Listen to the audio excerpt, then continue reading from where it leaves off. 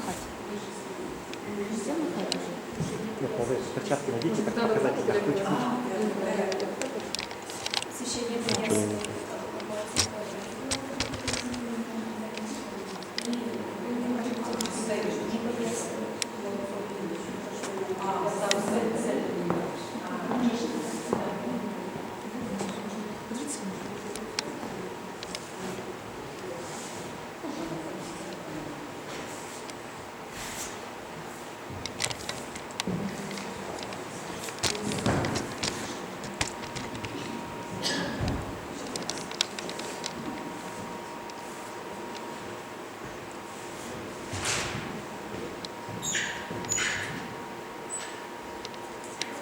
Да ладно, обиделась?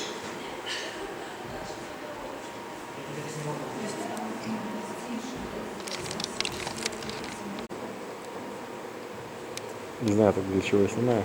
Не, правильно, правильно. Будем это делать лично. Мы с Юргеном.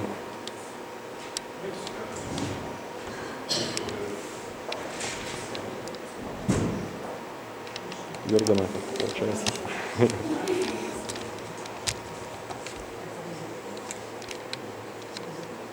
Вот.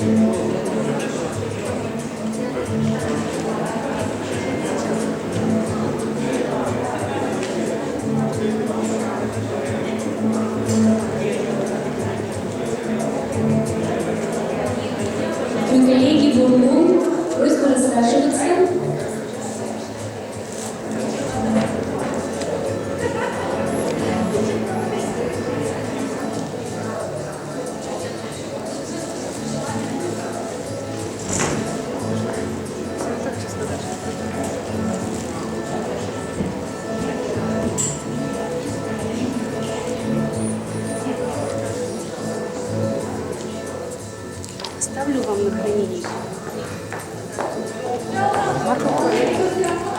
Елена Николаевна, здравствуйте. С телеканала Юрган. Можно нам будет с вами комментарий записать? Да, после можете. После? А скажите, пожалуйста, сколько это по времени будет? Я не знаю, как люди будут говорить. Как душевно пойдет, если часа 2 максимум.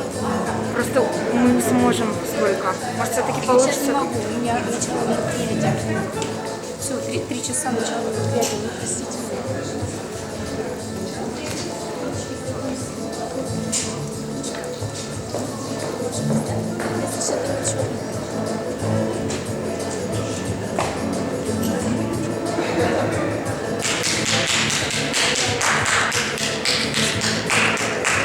Нет, да, никак.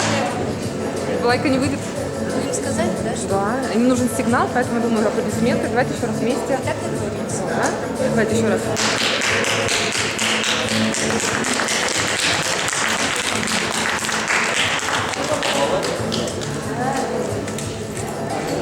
Еще разок.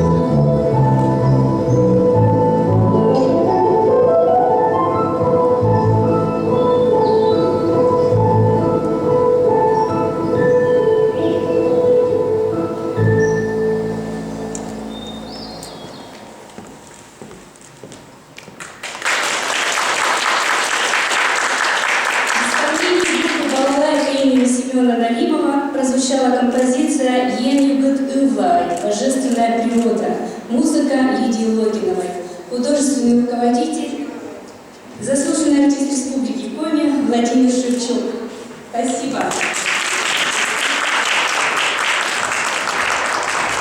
Бурлун Дона Йордиас,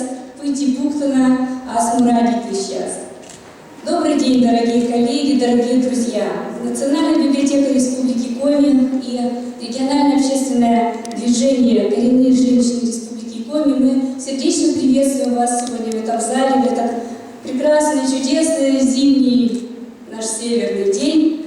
Мы очень рады, что собрались, но учитывая обстановку, которая нас преследует уже почти целый год, да, скоро будет, мы все-таки просим вас соблюдать все меры антиковидной безопасности. Новая терминология вошла в наш лексикон за этот год. Надеюсь, это единственное такое небольшое неудобство, которое мы можем испытывать в течение этого вечера.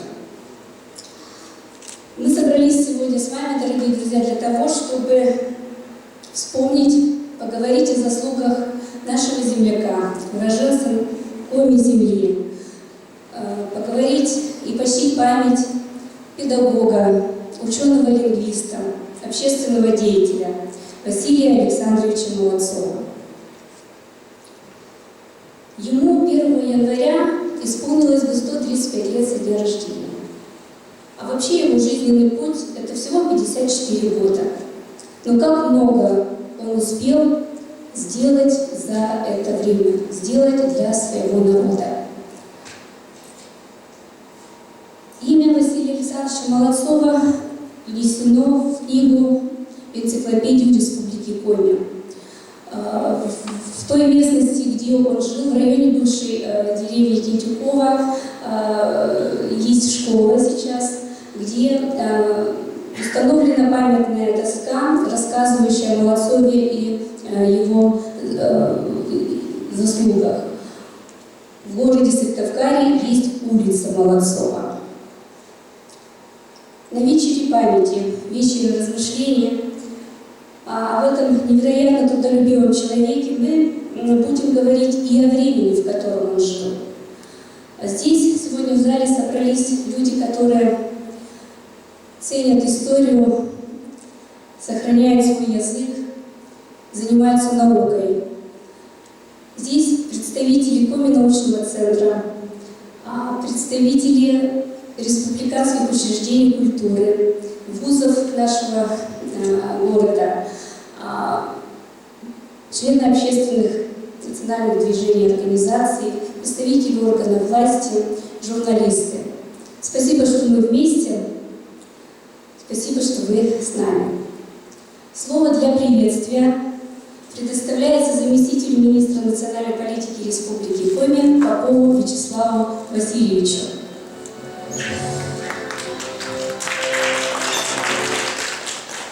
Murgundunujoties, Dona Zomnies, Ainies, Čolomalakienes, Stavo Kažēsnes, kurias vienoktisne Vovas Huļvona, Huļšludan, Latim Tien Rodan, Dulistavas, Zevov, Džemļģelo, Šludu и Аскалонс были наборчик, чем то есть. Добрый день, дорогие друзья, дорогие коллеги, дорогие ученые, общественники. От лица министра национальной политики Носкова Романа Ильича Сибирича, от наших всех коллег, разрешите поприветствовать вас на этом знаменательном вечере. Действительно, это значимое событие, которое станет одним из тех моментов, ярких звездочек на этом большом небосклоне нашей республики в честь ее столетия, которое мы в этом году отмечаем. Отчет идет в этот год знаменательный для нашей республики, и это вот событие тоже станет вот этой изюминкой этого юбилейного года. Министерство своей политики пересмотрело в прошлом году мероприятия. Они были у нас частично под запретом, и мы финансовые средства, которые высвободились, в том числе направили на книгоиздание. И в прошлом году мы порядка 4 миллионов министерство наше выделило на разного рода книжные проекты. И в том числе вот этот проект благодаря нашему общественному движению «Коренные женщины» Республики Коми, Галине Алексеевне Князевой спасибо, ну и благодаря нашей удивительной и прекрасной Елене Николаевне. Спасибо большое за то, что она сделала вот этот труд национальной библиотеки нашей за поддержку. В общем, тут как бы не только один орган государственной власти, тут просто сообща все вместе объединились и действительно сделали очень важное и нужное для Республики Коми дело. Поэтому, Елена Николаевна, разрешите вручить вам этот небольшой букет в в честь этого праздника. И пожелать вам всех творческих успехов. И я думаю, что еще вы будете издавать не одну такую книгу. И я думаю, что мы еще будем собираться. Ну, давайте прошу. Ну, а по поводу Василия Молодцова сказать можно только, это действительно был сын коми земли, настоящий патриот Родины, и который сделал просто уникальное, и он стал основоположником тех языковых изменений, которые в начале прошлого века были проведены. И вот благодаря его во многом стараниям, вот мы, я в том числе, и читаю на своем родном коми языке, думаю на нем, книги читаю прекрасные, поэтому благодаря в том числе во многом ему, и это мы и делаем. Поэтому спасибо большое, я думаю, что сейчас еще вспоминаем про него. Ну и всех благ вам, главное здоровья, успехов, удачи. Кузнем да бушут, овда вы меня кому, овда сумми меня божий коми кув. Спасибо, Вячеслав Васильевич. Слово предоставляется директору Национальной библиотеки Республики Коми Алексею Анатольевичу Краснову.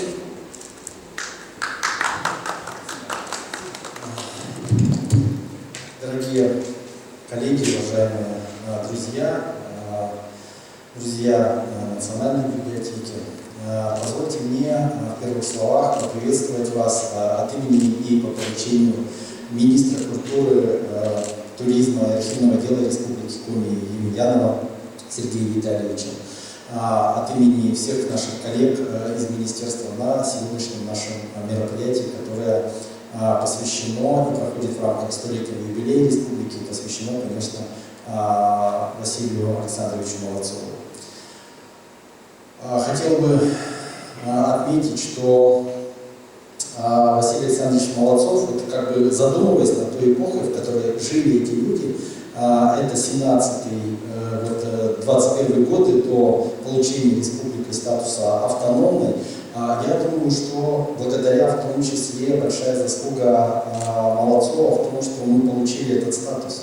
Потому что к этому моменту у нас уже была своя азбука, у нас был свой алфавит, у нас издавались произведения, у нас зарождался литературный жанр, литературный язык, разговорный язык. В основу объединились все языковые группы коми-языка, верхневычегодская, нижневычегодская, средневычегодская, вот это. И когда, наверное, принималось решение уже в 2021 году о создании коми-автономной области, скорее всего, эти все факторы повлияли на все эти вещи. Очень удивительная судьба человека, очень трагическая, как многих из тех, той первой интеллигенции, которая зарождалась в эту эпоху людей, которые театры создавали и письменность развивали. Вот об этом на этом сегодняшнем мероприятии мы, конечно, проговорим в первую очередь. Будет и передача книги в электронном формате на Национальную электронную библиотеку Республики Коми. И вот этот труд Елены Николаевны, я очень рад, что она сегодня работает в стенах Национальной библиотеки. Для нас это очень хорошее приобретение, очень хорошая находка. Спасибо тебе большое. Вот. Этот труд он будет доступен любому жителю Республики Коми, любому жителю Российской Федерации, вплоть до международных каких-то интересантов, кто будет интересоваться культурой и историей Республики Коми. Всем нам хорошего плодотворного вечера и давайте, наверное, начнем.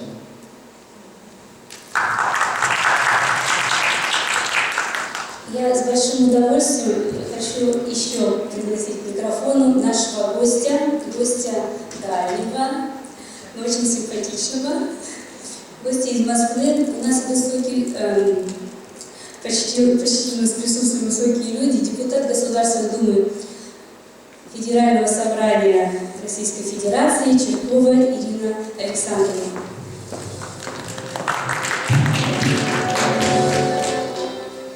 Спасибо за столь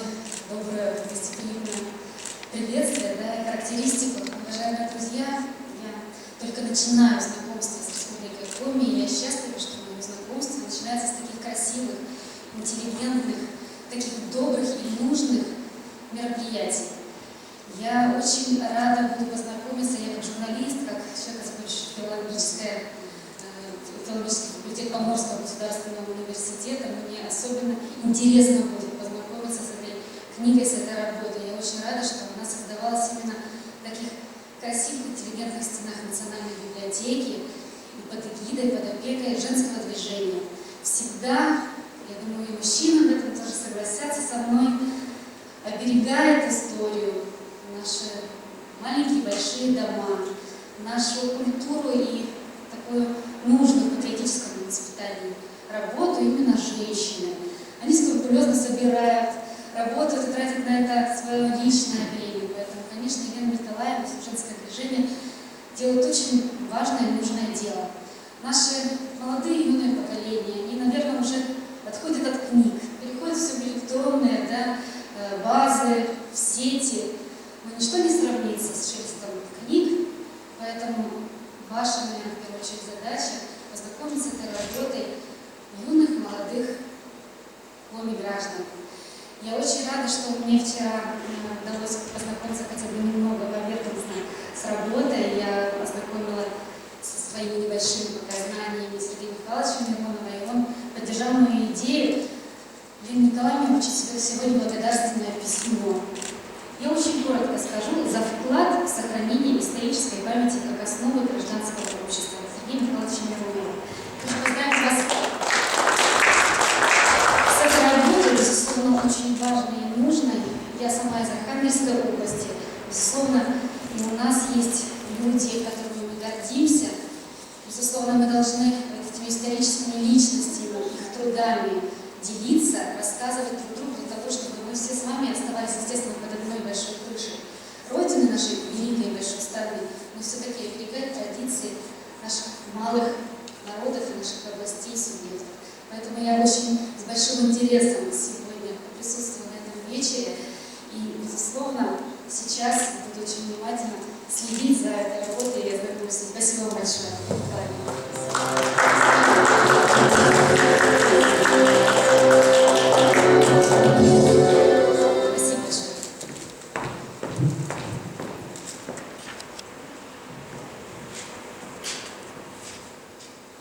Друзья, в нашей республике еще живы люди, которые когда-то писали на молодцовском алфавите. Среди нас есть много филологов, которые имеют профильное образование. Я сама заканчивала национальную школу. То есть я говорю о том, что всем здесь присутствующим имя Василия Александровича Молодцова и то, что у нас бытовал молодцовский алфавит, всем известно, да? Но нам было очень интересно узнать, а знает ли современная молодежь, помнит ли, слышала ли вообще, кто такой Молодцов? Ну и мы пошли к ним. Внимание на экран.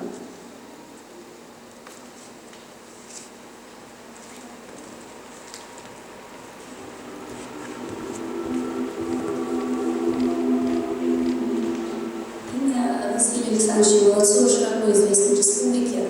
О нем знают школьники, студенты, и что именно они знают, мы решили узнать от студентов Сыктывкарского государственного университета имени Пушкина. Алина, скажите, имя Василия Александровича Молодцова вам известно? Да, известно. А что вы о нем знаете? Я знаю, что это первый человек, который создал полный алфавит. Молодцовский алфавит в 30-е годы 20 века. И то, что он создал первый букварь сначала было это рукописный букварь, затем уже, когда появилась возможность печатать, то уже была первая книга. И также он составил грамматику.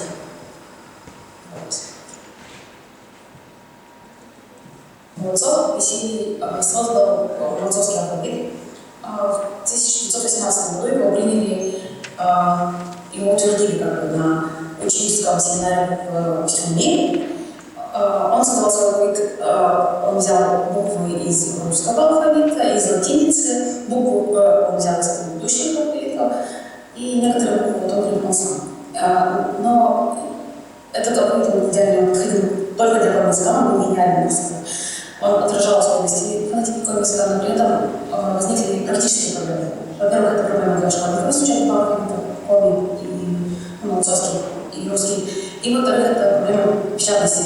То есть Молодцов думал, что легко сделать шрифты, чтобы печатать этим алфавитом, но у него... Но это тоже другая проблема. Поэтому от молодцовского алфавита отказались в 1930 году. Полина, откуда у вас такие глубокие познания? На самом деле, кажется, что необычно, но так получилось, что я на эту тему готовилась, я сдавала экзамен на эту тему. Вот. Но мне очень понравилась эта тема, я ее сама изучала, я писала об этом литературе в Твиттере, потому что я там иногда пишу какие-то связанные с моим языком. Как вы оцениваете роль Василия Александровича Молодцова в формировании коми-литературного языка и в развитии коми-общенациональной письменности?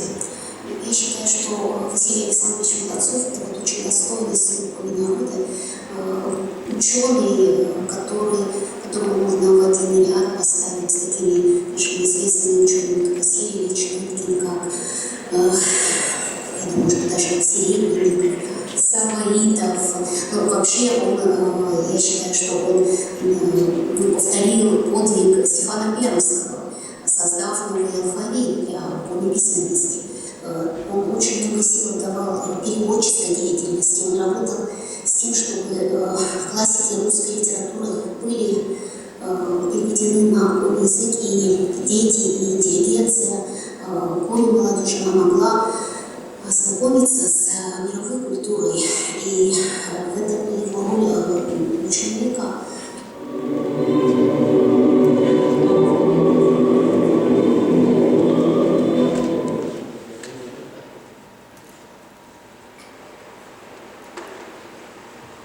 Немного из истории.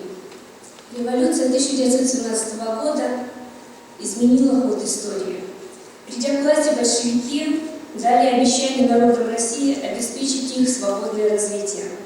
Произошла революция и в национальном вопросе. Новая власть пересмотрела подходы русификаторской политики царского правительства. В обращении Второго Всероссийского съезда Советов к рабочим, солдатам и крестьянам говорилось, что советская власть обеспечит всем нациям, населяющим Россию, подлинное право на самоопределение. На местах начались активные процессы в сфере национального государственного строительства, стала развиваться национальная культура и образование. Период 1920-30-х годов в нашей республике по праву можно назвать временем первых коми-государственных деятелей, общественных деятелей, первых ученых, первых музейщиков, первых архивистов, первых писателей, первого театра и так далее. Одним из первых в области становления национального образования был Василий Молодцов. Он первый автор коми-букваря, первой грамматики на коми-языке, коми-языка. Он много где еще был первым. Своими размышлениями об ученом-лингвисте мы просили бы поделиться доктора филологических наук Евгения Александровича Цыпанова. Приглашаю вас к микрофону.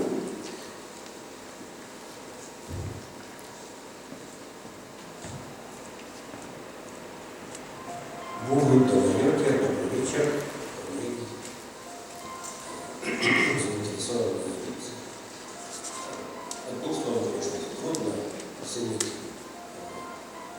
значимость вклада, который внес Василий Александрович Молодцов. Это прежде всего на слуху создания первого алфавита литературного языка, всеобщего языка, национального языка. Ну, а с другой стороны, он создал не только лишь алфавит, но он создал и нормы, внес нормы единого литературного языка, которого не было до 18 года. Как известно, в 19 столетии многие писали на том языке, но все писали по-разному. Он был единым, которым мы руководствуемся и привычная к этому. Я думаю, что немножко можно сказать и о целом и о родном языке, который создал норму. Словом, я подумал, что следующее. По-нашему мы сиикатки жас, чувствует, что раскрытие было лишь материальное. И это не устисольские. Случай, что tu jau varētu pučus, tu ielišies, es grubu. Un mēs jau tomu ielišies, kad es arī esmu ziemās uzpildes, iz lišiem roguškam, diži так. И что-то мне говорит, молодцовечная Андрес, очень выборные, а я светличного обойки кады, обойки луна. А мой баланс есть больше, и она бура, анализирует его, ему пора сейчас, крылья защищает. Вот když tam můžete bavit, no když předkladem tam nebudoucí, a nebudoucí vlastně má zjevnost společnost. Když to tam můj Bůh stará молодого нам будет шире, лишь то не шибас. И тогда прекрасно не будoucí, следующий асоциалась шибас отсюда. И вот это Божья политика. И так вот тогда свой Angeles zerbiera odkąd latuszki Angelowe. To nie George, asys po nas czasny. Czutikan, kontynuuje kodosportową szybasulu, asym nie podróży. Si George latin kuria, pod latin kuria latusz kuria Angeles, dzikon kuria koszty Angelowe. Tidżej Afryka to jest też też pasja notowia szybasjensa. I oni mnie czasne Африка есть и не будут запасать, как шибасаться. И теперь там остальные турист, бюджет турист нужен, а вот сейчас экономика, бюджет ну, и теперь же, я уже читал институт, мы себе турист остался, злил нас, остался, удачный у нас, и это сказали, может, что Гитлер, куча-пола мужа, куча-пола овна, куча-пола сон, это туикужа сейчас монис и Сидоров, и монис и Инья Вращ, и Лукадряс, старцы. Джордж стал кучка чисто. Это само он не уже устисольский монис ходы Москва, ходы Ленинграда, и стал на печке, так сказать, гулищица. То есть это осыпалось я тот человек, сыпал домой, позже шумный Отгулянка, Кучер Богдановой, Туя Нещеса Сэмону, Мутья, Марию, Мандра, Шуму Вия, Коми Туя Нещеса интеллигентия, всякий элемент медведжа радость. Медведь были донимашные кандидаты ситуации, доктор ситуации. Съезжу, что Инья Вращ, Сидоров, тюрьма я Борис, доктор диссертации, второй профессор есть. Es taču zažādu Василий Александрович, что он себе вылез в Челса, детский думал, включается пущий, как еще больше. Но положено себе есть остас, ужасно нас, я diskutuюсь, перекладываю мужа, и в заключение, конечно же, это значение творчества и жизни молодцов, это дан нашей истории, потому что мы не пользуемся этим алфавитом сейчас. Вышли уже новые, гораздо более современные грамматики, словари, разные справочники. И это все наследие молодцов все-таки сейчас уже оценивается специалистами как некий вклад в историю, кроме языкознания, кроме педагогики, кроме школы и так далее. Мы все-таки должны помнить об этом, потому что во многих цивилизациях создателей первых грамматик, первых азбук национального языка очень широко, очень высоко стоят. Скажем, вспомним, что азбуку русскую называют кириллицей, честь, конечно, Кирилла и Мефодия. Ну и думаю, что в дальнейшем наша общественность будет более углубленно изучать, более внимательно относиться к фактам нашего славного прошлого. Оттенок.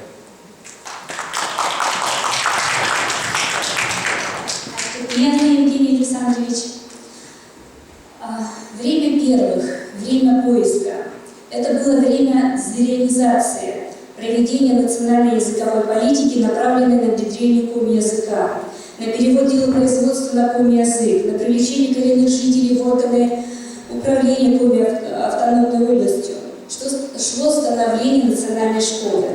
С одной стороны, это было счастливое время для внедрения новых идей, развития национальных институтов, время сбора различного материала, этнографического, фольклорного, лингвистического, появлялись научные исследования.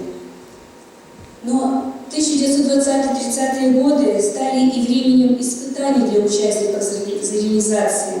Для многих время первых закончилось, будем говорить в кавычках, внезапно. Судьба ученого Василия Молодцова, как и многих других представителей коми национальной интеллигенции тех лет, сложилась трагически.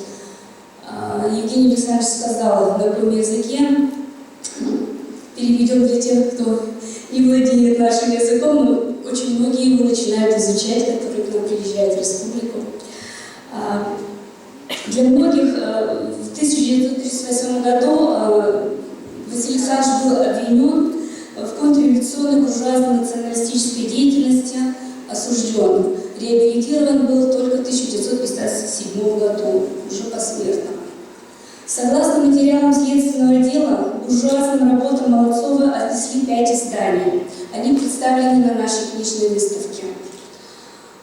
Это первый учебник коми-языка, коми-грамматика Тупичка, издание 1921 года.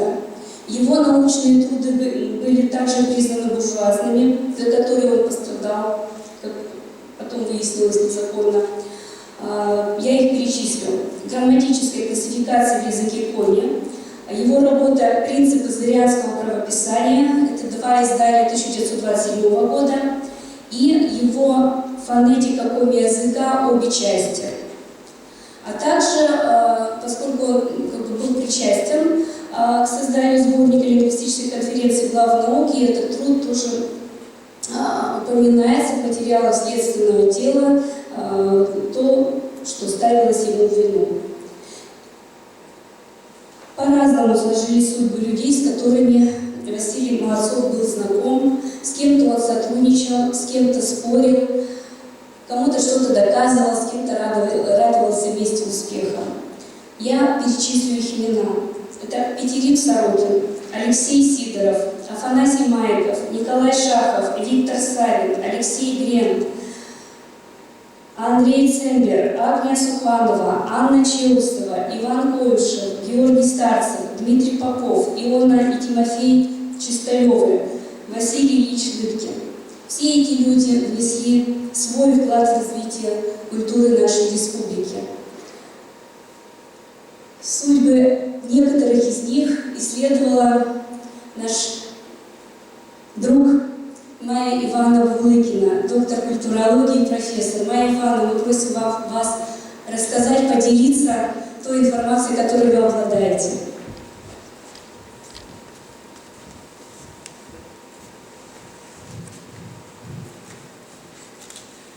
Добрый день, дорогие друзья. Очень рада вас видеть в нашем замечательном Сыктывкаре.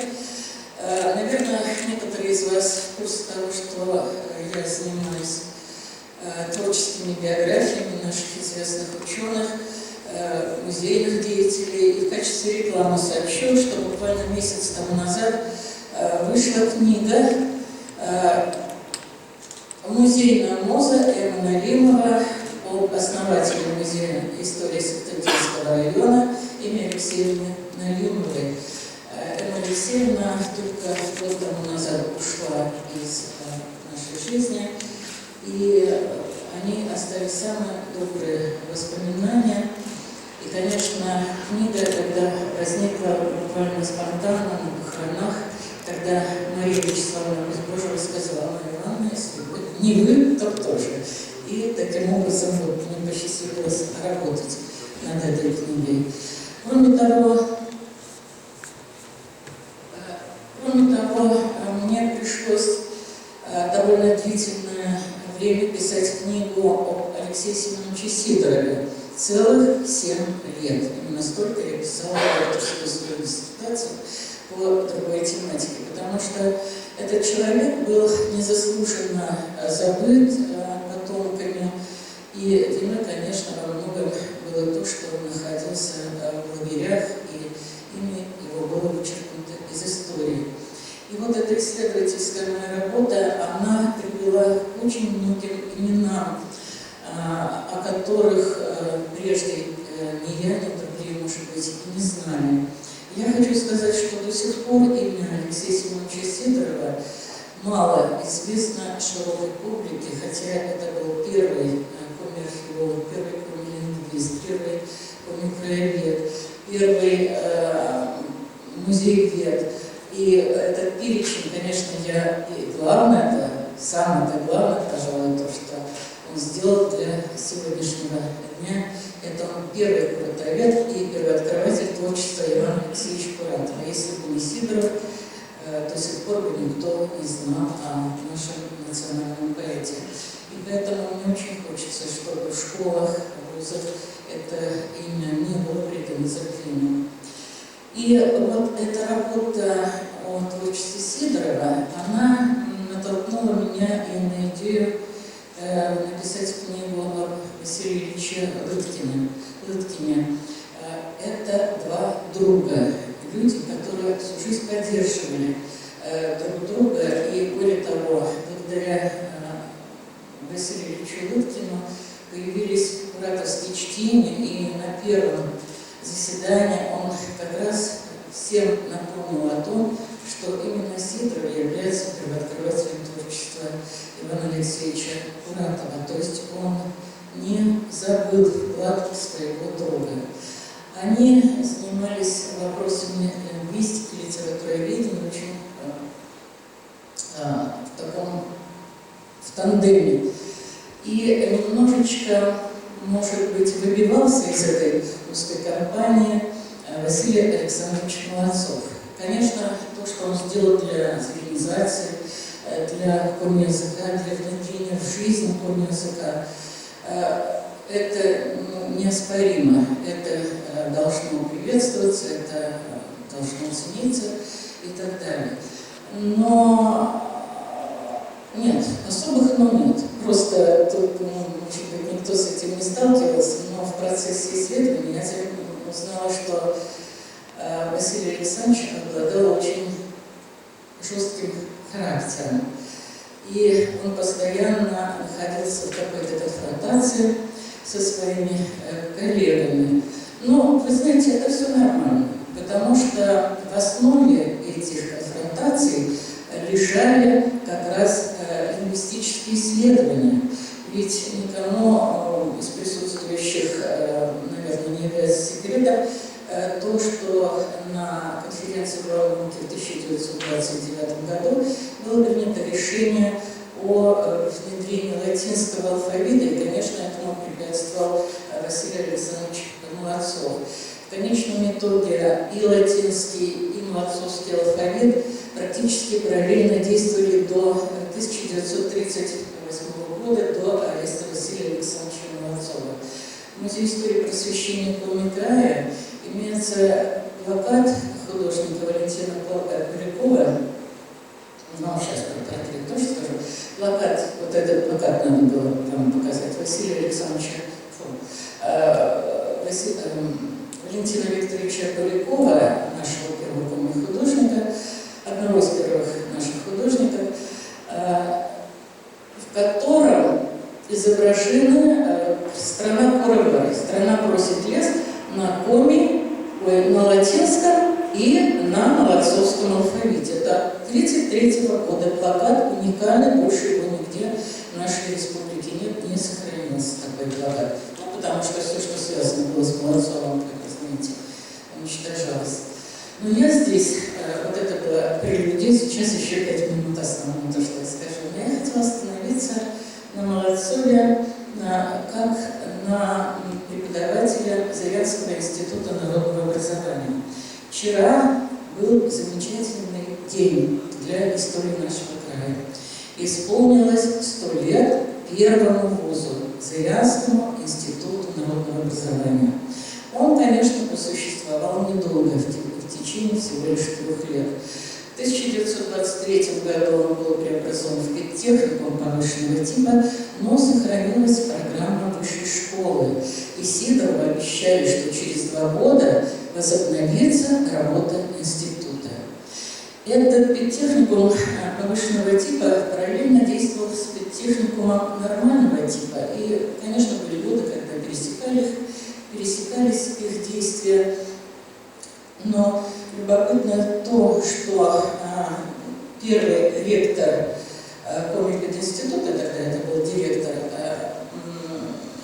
Александр Филимонович Богданов, являлся, сейчас формулирую, он являлся директором педтехникума повышенного типа, и вот этот педтехникум во главе с ним в полном составе перешел в состав Комипединститута. И вы прекрасно знаете о том, что когда Сыктывкарский университет создавался в 1972 году, то и историко-филологический факультет и химико-биологический факультет университета были основаны прежде всего на факультетах Комипединститута. То есть эти факультеты эти специальности перешли в университет из Комипединститута. Я к чему? Наверное, уже вы догадались, что я развиваю вот такую идею. Вот в 2022 году будет отмечаться юбилей и пединститута, и университета. И, конечно, чтобы, так сказать, помирить эти 2 крупные организации, каждая из них очень большую роль сыграла в подготовке квалифицированных кадров, может быть, стоит вернуться к дате создания Зырянского института народного образования. То есть вот с 20 января 2021 года считать временем создания Сыктывкарского университета, тем более и Молодцов, и Сидоров, и Лыткин говорили о превращении этого Зырянского института народного образования. Ну, сейчас я все-таки про это немножечко скажу еще. Сидоров был первым ректором Зырянского института народного образования, и Василий Александрович Молодцов тоже вошел в этот коллектив. И он занимал разные должности. Был в какие-то годы и ректором, был и проректором по учебной работе, и квестором, это проректор по хозяйственной деятельности, был и деканом неофилологического факультета. Василий Александрович именно там, упоминаемую книгу, вот, которая здесь была названа в 2021 году, издал под эгидой Зырянского института народного образования по как раз заказу Алексея Семеновича Сидорова. И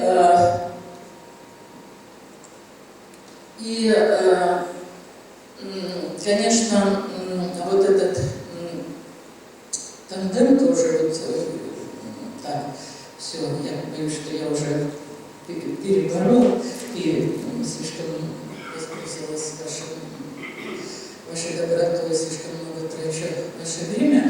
Но я хочу сказать, что Василий Александрович сделал очень многое и для становления высшего образования. И вот такие люди, которые, конечно, были с непростыми характерами.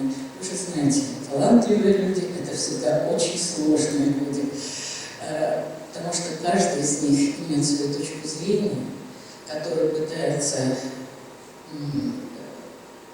сделать насущной, который стремится к тому, чтобы его народ жил лучше, краше, и чтобы его родной край процветал, а главное, чтобы не забывал свой родной язык, который я знаю в совершенстве, между прочим, но выступать на родном языке побоялась.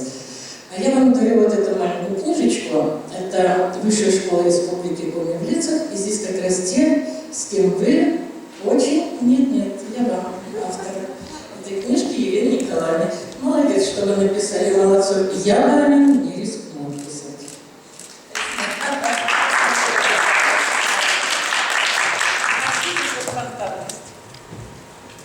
Продолжая уникальных вещах, я хочу снова обратить ваше внимание на нашу выставку. Здесь представлена газета «Верлычич».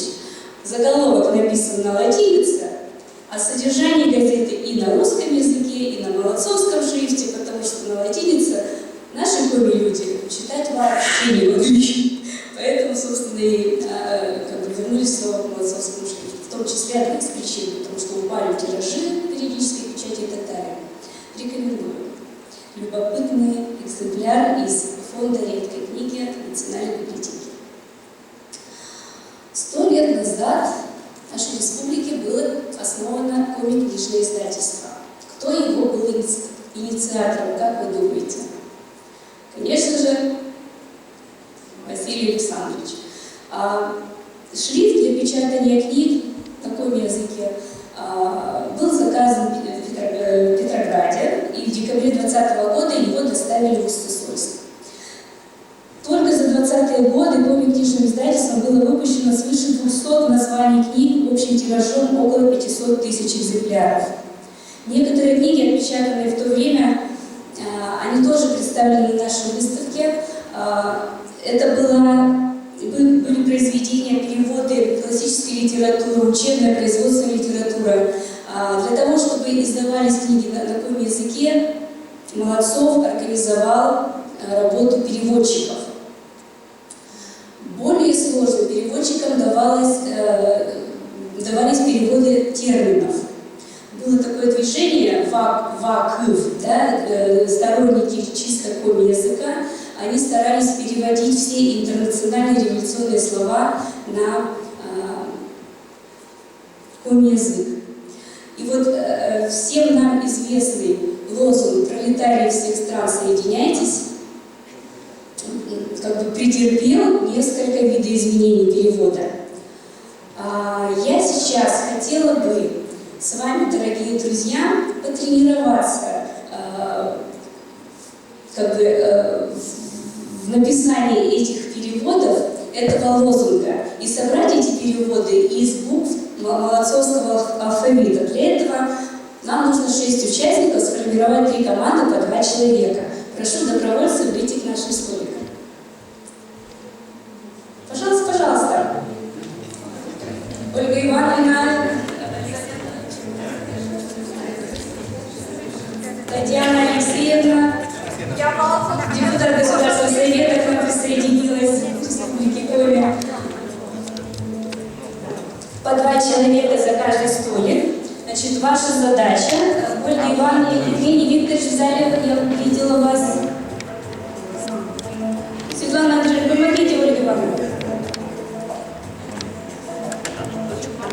Евгений Александрович, вы хотите поучаствовать? Сергей Николаевич, нам нужен помощник Ольги Николаевны. Наталья Николаевна, прошу вас, спасайте ситуацию, подружки наши. Значит, ваша задача из букв молодцовского алфавита собрать те лозунги, которые вы видите перед собой, пока у вас есть.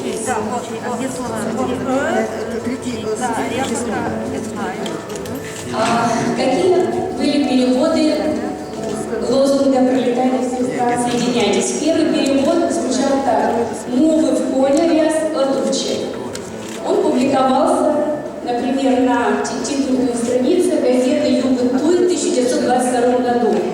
Но слово «конерьяс» не совсем устроило идеологов, потому что в обратном переводе это слово означало «бедняги». И получается, что «бедняги всех стран, соединяйтесь». Это очень красиво в отношении такого знакового класса, который был в расчете согласно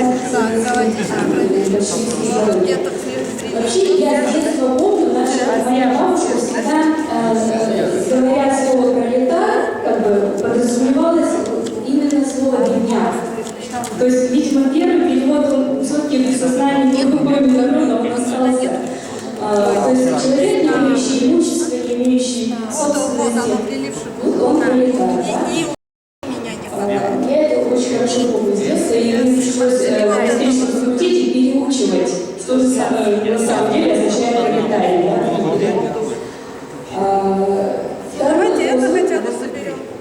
Доработали перевод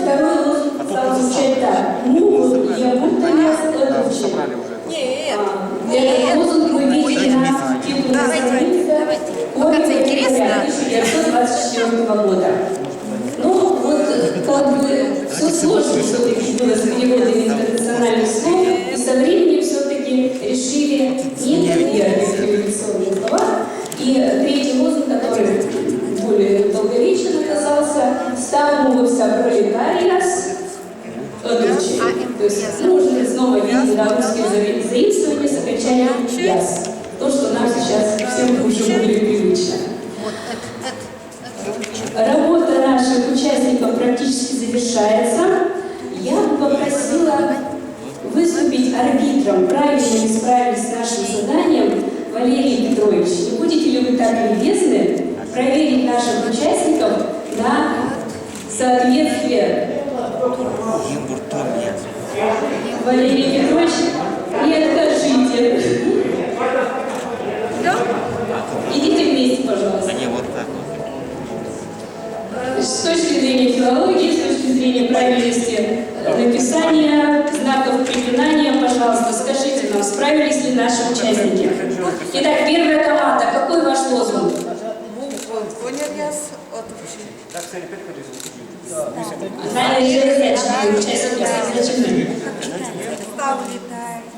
Второй лозунг? Правильно. Ставус молодече. Ставус правильно. И кой воздух? Став мовився пролетарія з одувчей. Валерий Петрович, ваше резюме? Ставус конь. Ставус прав. Ставус все отличники. Спасибо вам большое. Дорогие участники, присаживайтесь. Спасибо. Я думала, надо будет самой придумать. По инициативе Василия Александровича Молодцова возникла комиссия по созданию коми-литературы для школ и народа. Василий Молодцов предложил взять за основу литературного языка усть-сольский и присыктывкарский, то есть диалект. В этом он получил поддержку коллег.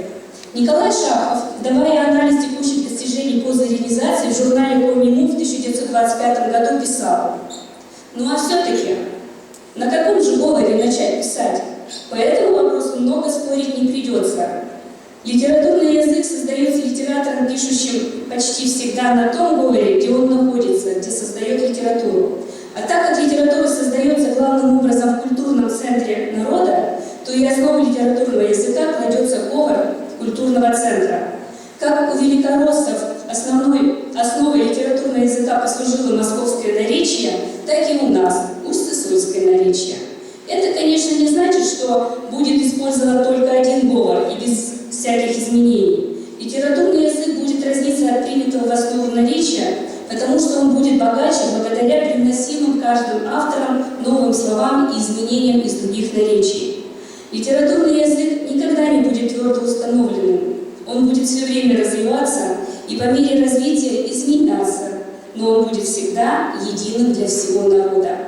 Я думаю, об этом лучше меня понимают работники литературного музея имени Ивана Алексеевича Куратова. Я приглашаю к микрофону заведующего этим музеем, представителя Национального музея Республики Коми Колопову Диану Григорьевну.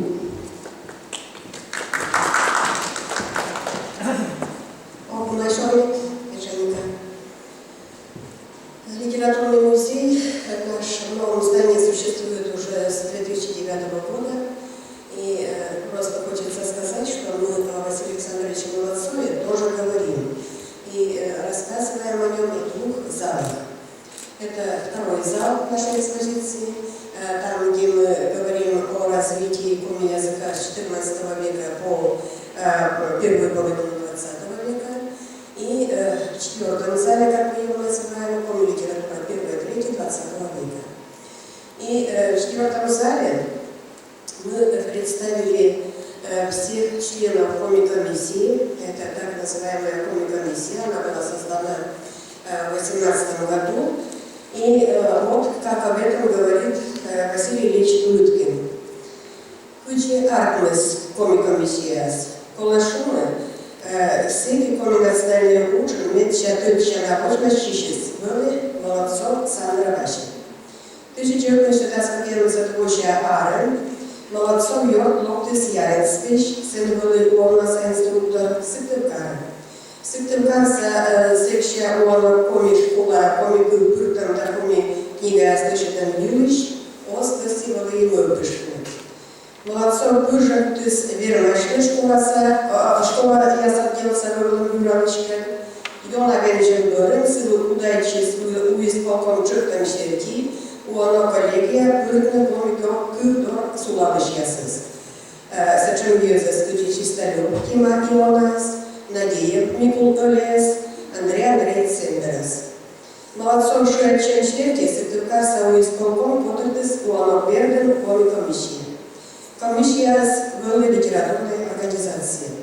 Сыны ужалыш ясыс, люди значились, даймукад ясыш бежат яссы, дом ялысты, критикуйтысны. Тая литературная организация подумалась, но и коми издательство. Мы с вами знаем, что в декабре месяце мы отметили уже столетие коми книжного издательства. И у нас в нашем музее есть небольшая выставка, посвященная этой дате. И хотелось бы подчеркнуть, что литературный музей, вот мы с вами тут сидим, мы все работники науки, культуры, образования. И просто такой тоже призыв приводить в литературный музей гостей. Гостей, те, которые приехали даже к депутатам нашим. Раньше такого не было, чтобы литературный музей был так не посещаем. Вот это последнее почему-то. 40 лет мы ждали это здание. В 6 залах мы рассказываем о всех наших коми-писателях, о языковедах. И, конечно, ну пусть это тот год был очень сложный, но в дальнейшем надеемся, что мы будем жить лучше. И, как и на Ивана, мне тоже хочется призвать, правда, у нас тут писателей сегодня нету, вот не один раз в своих воспоминаниях, не единожды, Василий Ильич Туткин говорит о том, что в 18 году была создана первая литературная организация. Но отсчет у нас ведется, конечно, не с этой даты. И кроме этого, конечно же, представлена в нашем музее первая книга, то есть первый букварь логичным мелочам, и грамматика, о которой уже говорили 21 года о Сандра Васе. То есть очень много интересного можно увидеть в нашем музее, можно увидеть подлинные вещи, такие, которых нигде не увидишь. И хочется для присутствующих сказать, что и последнее письмо Виктора Савина, то есть они все были членами коми-комиссии, и Тимофей, и Маленьков, и Андрей Цендер, и Василий Александрович Молодцов. Поэтому вот об этом я хотела сказать. Так что очень надеемся, что вы все будете посещать со своими гостями наш литературный музей. Спасибо, Диана Григорьевна. Конечно, память о Василии Молодцове сохраняется. И к юбилейным датам, и не только, да, журналистами, историками, филологами писались труды. И как о биографии, так и о его научных трудах. Делался аналитический обзор. Например, к 100-летию ученого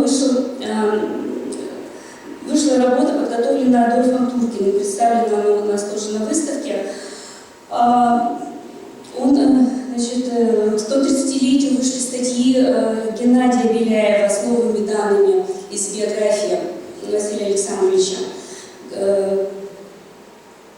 К очередной юбилейной дате, к 130-летию в Сыктывкарском государственном университете была посвящена научная конференция памяти Василия Александровича Молодцова. И как это было, я хотела бы пригласить, чтобы нам рассказала Рима Павловна Попова, заведующий кафедрой Сыктывкарского государственного университета.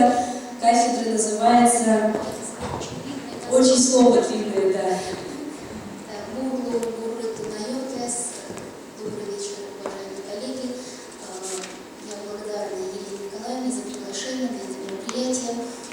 Кафедра называется у нас «Коми-филология, филмоведения и регионоведения». В коми-филологии, филмоведения уже предполагает, что мы изучаем и труды наших известных лингвистов, ученых, в том числе и Василия Александровича Молодцова на разных курсах, в рамках разных курсов. Мы, конечно же, говорим студентам о Василии Александровиче, и тот вот ролик, который вы сегодня видели с участием студентов, это яркое подтверждение тому, что студенты знакомы с его работами, с его творчеством. Я сама была приятно удивлена, потому потому что это не был подготовленный ролик, я впервые сама его увидела, и то, что студенты знают, оказывается, довольно много, то есть то, что мы преподаем, то, что мы им даем, это остается в их сердцах, и вот это вот, я считаю, что это историческая нить, историческая связь, которая не рвется, продолжается, она очень важна, конечно, для всех нас. Ну и поскольку сегодня заговорили о конференции, действительно, в 2016 году Сыктывкарский университет проводил 16-й международный симпозиум, называется «Пермистика». Он проходит каждые 2 года в разных учреждениях, скажем так, пермских регионов, Удмуртии и Курдюмского округа и Республики Коми. И вот в 2016 году наш университет, наша кафедра проводила это мероприятие, и мы подумали, как раз была юбилейная дата Василия Александровича Молодцова. И мы тогда подумали и решили, что все-таки, наверное, вот этот симпозиум нужно посвятить нашему талантливому исследователю, лингвисту Василию Александровичу Молодцову. У нас здесь представлены тоже сборы, представлены, если кто-то интересуется, дайте посмотреть. И вот когда мы это решили и поговорили с нашими коллегами из научного центра, они поддержали эту идею, сказали, что да, действительно нужно помнить о Василии Александровиче Молодцове. И вот я могу ошибаться, но Евгений Александрович меня поправит, это, наверное, был первый такой большой симпозиум, научный форум, который был посвящен Молодцову. Да, вот Евгений Александрович говорит, что это действительно. И там есть статьи, посвященные Василию Александровичу. Опять же, если кто-то интересуется, то могут посмотреть, прочитать. И я бы хотела поблагодарить Елену Николаевну за издание, которое подготовлено. Я рукопись прочитала с удовольствием, на одном дыхании прочитала эту вашу работу.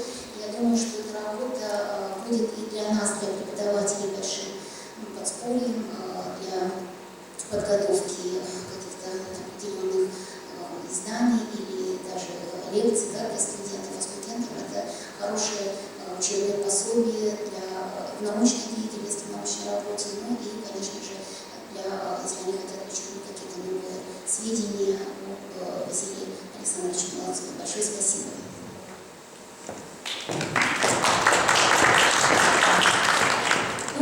Коллеги, конечно, выход этого скромного труда моего, это только повод, чтобы собраться. Но вообще свою идею издать большую брошюру о Василии Александровиче Молодцове я 1,5 года назад озвучила своему другу Галине Алексеевне Князевой, руководителю регионального общественного движения «Коренные женщины Республики Коми». И, конечно, всегда все происходит по-разному, да? Очень важно, как твои идеи отнесутся. Редко бывает, что тебе помогут, но это произошло не в этом случае.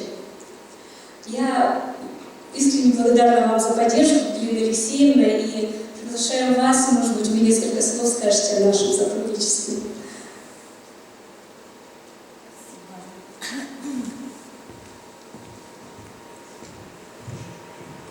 Действительно, случай нас в филармонии свел на каком-то концерте. Давно не виделись мы с Еленой Николаевной.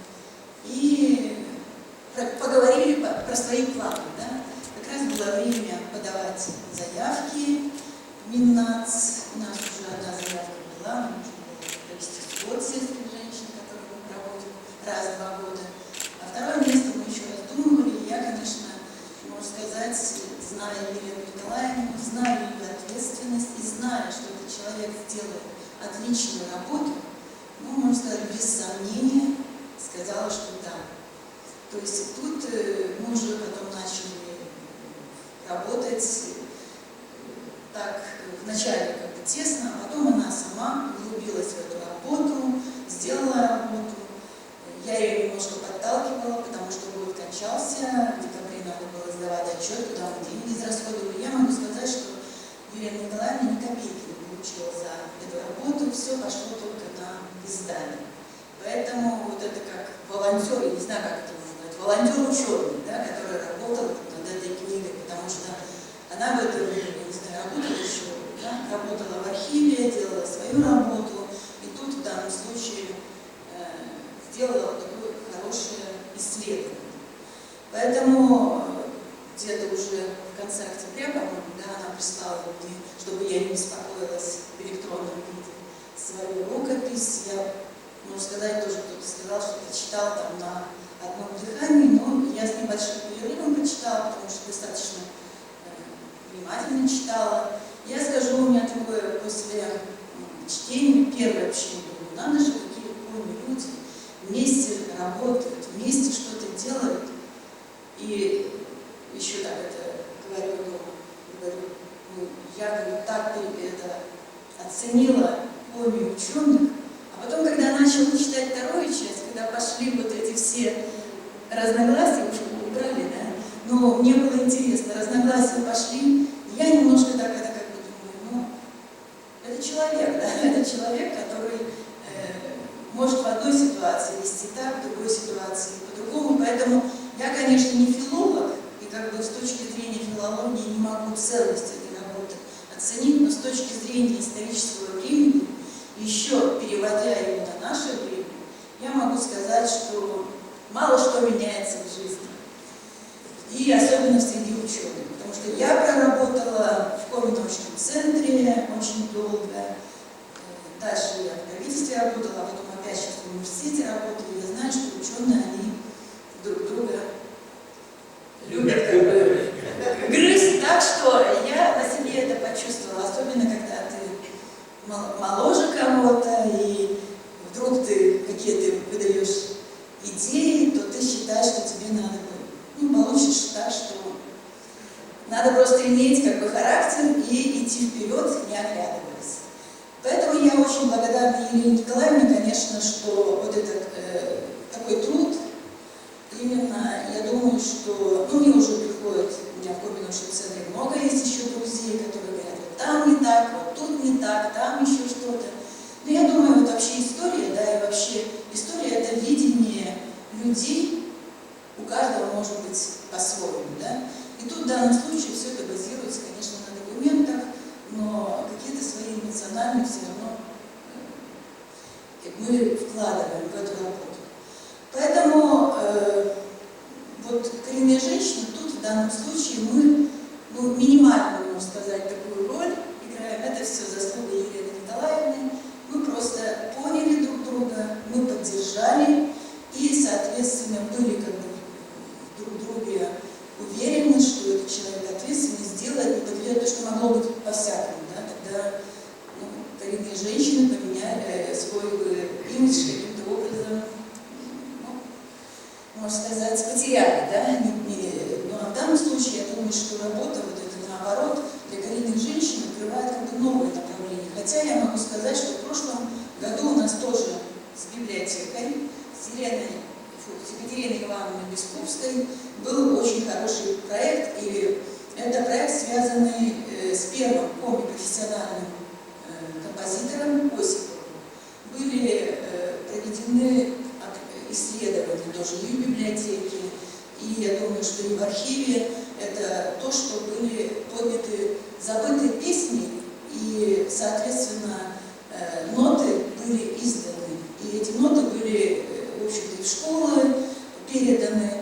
И был такой, была презентация этого проекта. С нами работала группа, это очень хороший коллектив под руководством Чумюровой, называется, по-моему, даже, не знаю, он называется как бы, «Бабье лето», по-русски еще, значит, да.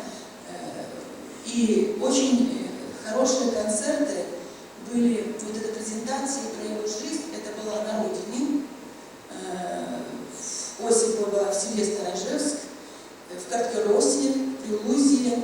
И я скажу, что сейчас эти песни, действительно, этот ансамбль, он продолжает петь, и мы, в общем-то, подняли тоже еще один такой пласт, который, ну, начинал забываться. Да, какие-то песни, они очень популярные, там, как же «Синьяс», их поют, а есть песни, которые не менее, как бы, значимые, но забываются. Поэтому вот это второй проект, и я думаю, что в данном случае я бы хотела, вот здесь все привлеченные, да, историки, те, которые коми язык хорошо знают. Вот нужно через общественные организации заниматься просветительством больше. Вот делать вот такие книги, да, которые бы были интересны, потому что я знаю, что академическую книгу не каждый прочтет, и не каждый найдет и зайдет на сайт или в научный центр. А вот если просветительством можно заниматься и через общественные организации, потому что ресурсы, я думаю, что можно через общественные организации найти, это не очень большие ресурсы, через фандрайзинг, через какие-то субсидии. Поэтому вот это направление наша организация будет поддерживать.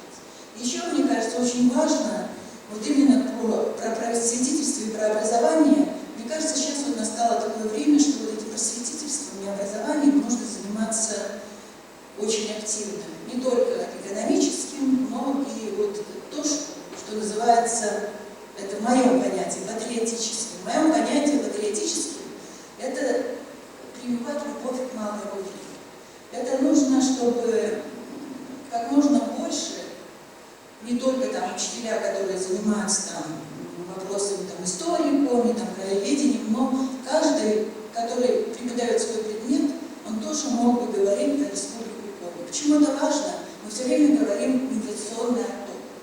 Но что мы делаем для того, чтобы человека заинтересовать вот, жить на этой земле? Кроме экономической, потому что экономическое, это сам человек может потом, если он полюбит эту землю, он найдет ресурсы и сделает экономику более сильной.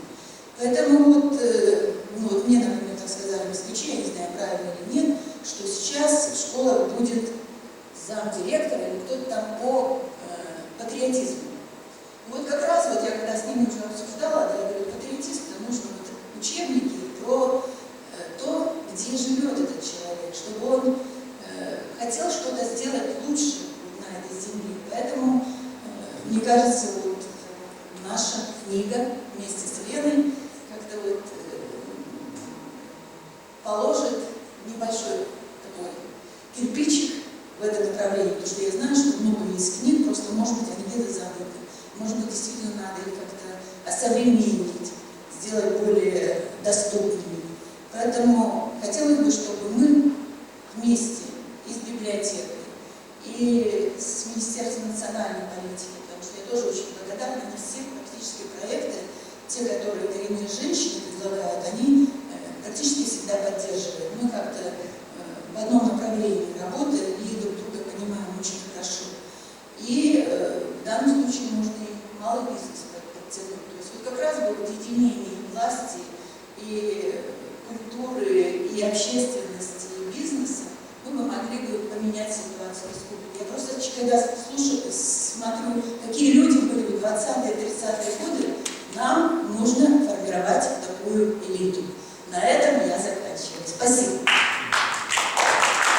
Екатерина Князева, доктор экономических наук, профессор, председатель правления Коми регионального общественного движения «Коренные женщины Республики Коми». Говоря о книге, вот в эти дни мне очень часто задают вопрос, а что нового вы сказали о Молодцове, что вы нашли такого, чего мы еще раньше не знали. Ну, например, один из моментов, который открылся из его следственного дела, Василий Александрович сообщал о том, что он был лично знаком с Петеримом Сорокиным. Познакомился он с ним на чернявских курсах в Петербурге еще тогда, в 1908 году. Раньше я, например, эту информацию не встречала. Поскольку я изначально планировала посвятить работу для популяризации имени Молодцова, и цель моя была рассказать о нем жителям нашего села, мы об этом еще поговорим. Я сама заканчивала Нушевскую среднюю школу, но никогда не знала, что в нашей школе до революции работал Молодцов, да, известный личность в Коми. И когда случайно это обнаружилось у нас пошла мозговая деятельность. И часть книги посвящена периоду работы Молодцова у нас в высшем начальном училище, Алексеевское училище. Было тогда, работал Молодцов Ношуле 3 года, с 1914 по 1917 год.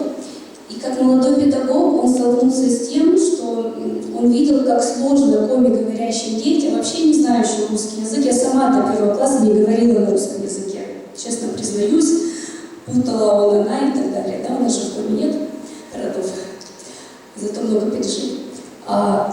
И Молодцов он видел, как тяжело учиться на русском языке с русскими учебниками, не зная вообще русских слов. И он, конечно, в Ношуле приобрел огромный опыт. На педагогических советах он стал выступать с предложениями, как облегчить обучение детей.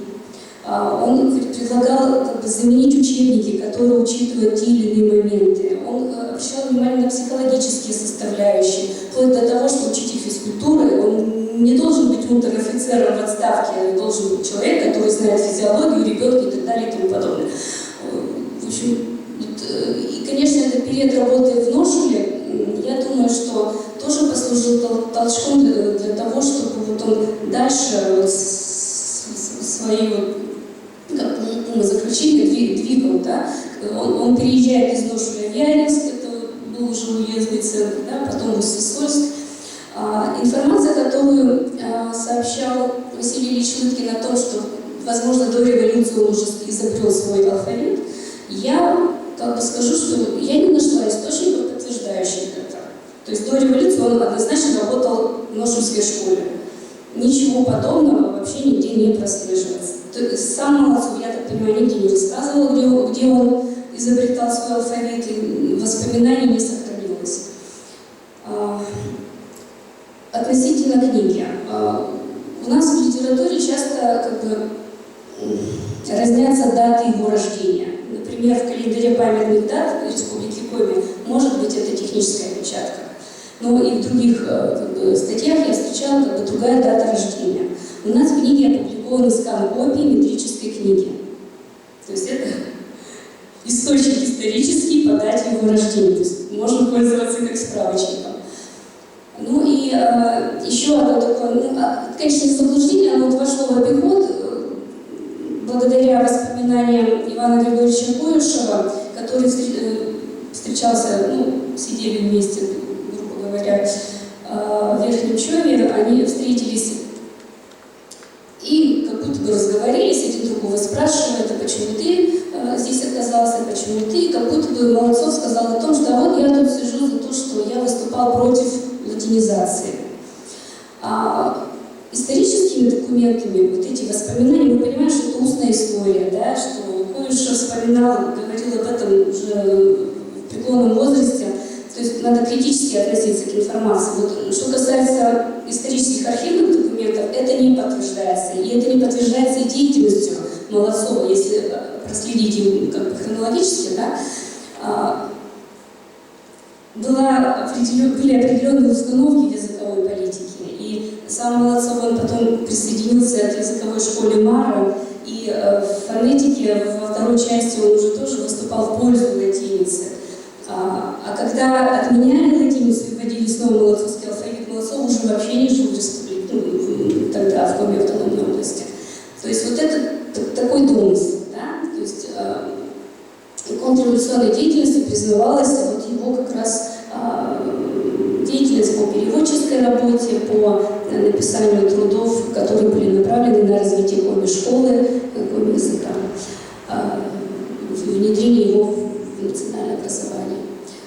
Ну это так, и тезисно, конечно. Но вообще выход этой книги, цель ее, да, популяризация имени Молодцова. И я сейчас перехожу к той мысли, что не просто имя Молодцова не забыто, а сегодня приобретаются новые формы сохранения его памяти.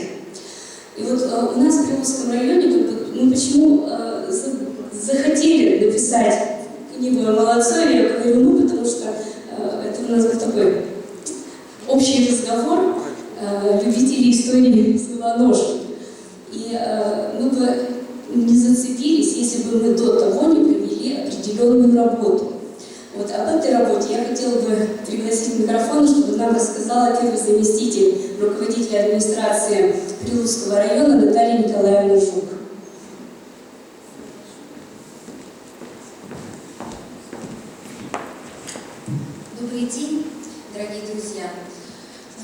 что сказать об определенной работе, о которой Елена Николаевна здесь упоминает.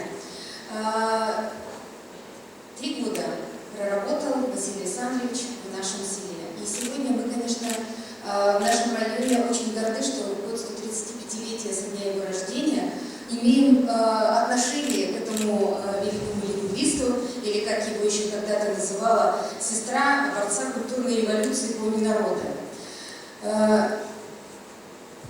Говорить о том, что он стал для нас, ну, что ли, скажем так, сподвижником для того, чтобы сохранить здание, в котором сегодня находится у нас социокультурный центр, как мы его называем в просторечии, а просто это библиотека, это, ну, можно сказать, что ни о чем. Большая очень работа действительно была проведена. Наше Нушевское Алексеевское училище, которое построено было в 1910 году, в двухэтажном таком исполнении, деревянное здание, конечно же, износилось. И 100 лет продержалось, и упала балка, оно стало аварийным. Так как в Нушевской школе у нас стало не так много детей, помещения эти стали невостребованными, и участь его была бы, в общем-то, ужасна. Ставился вопрос о его сносе. Но если бы было снесено это историческое здание, то облик села потерял бы вообще свою историческую привлекательность. Коми – старинное село, которому в текущем году исполняется 470 лет, осталось бы без, можно сказать, такого артефакта истории. Этого нельзя было допустить. Действительно, когда есть люди, которые влюблены в свою родную землю, малую родину, легко делать добрые дела. И невозможное становится возможным. Елена Николаевна, как двигатель, как обычно всегда каких-то новых интересных идей, пригласила тех, кто в свое время тоже закончил исторический факультет нашего Сыктывкарского государственного университета, обучающихся в свое время и закончивших Нушевскую школу. И на таком совете мы приняли решение, что будем делать все возможное, чтобы сохранить это здание. Благо у нас среди наших историков, выпускников университета, есть меценаты, добрые люди.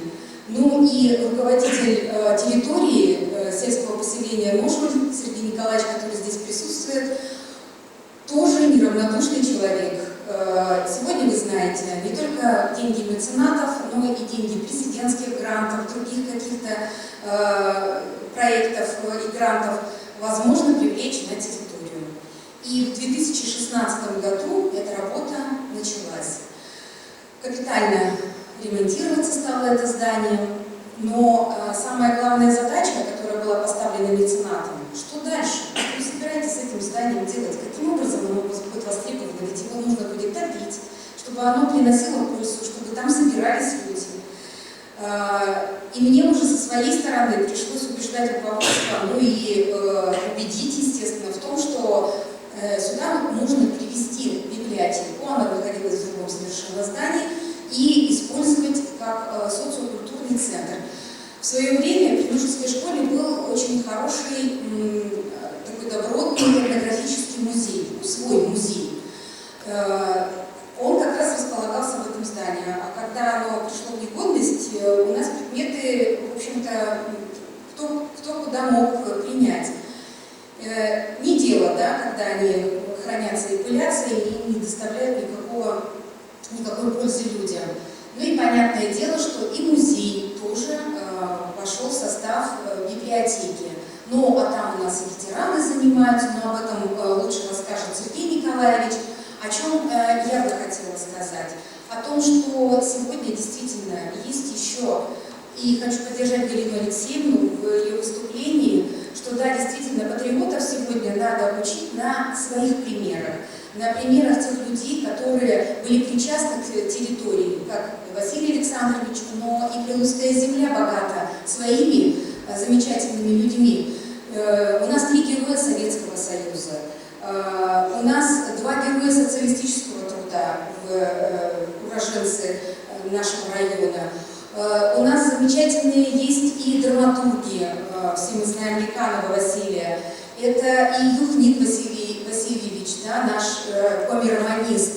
Это тоже все уроженцы Прилузья. Ученых достаточно у нас много. Вера Латышева, Юлий Фомин, контр-адмирал, был очень известный. Ликанов Яков Дмитриевич, который был исследователем ракетной техники и доктором технических наук. Ну и вот сегодня, учитывая, что выпускником Множеской школы также был знаменитый ученый Батехтин Анатолий Георгиевич в области геологии и минералогии, то, наверное, следующая работа будет с ним связана, потому что наша, скажем так, группа поддержки Елены Николаевны всегда за то, чтобы, конечно, прославлять свою малую родину. И когда есть, вот как вот она сказала тоже, ас мувулын ради тысячи винс, да, люди, влюбленные в свою родину, то невозможное становится возможным. И мы в это верим.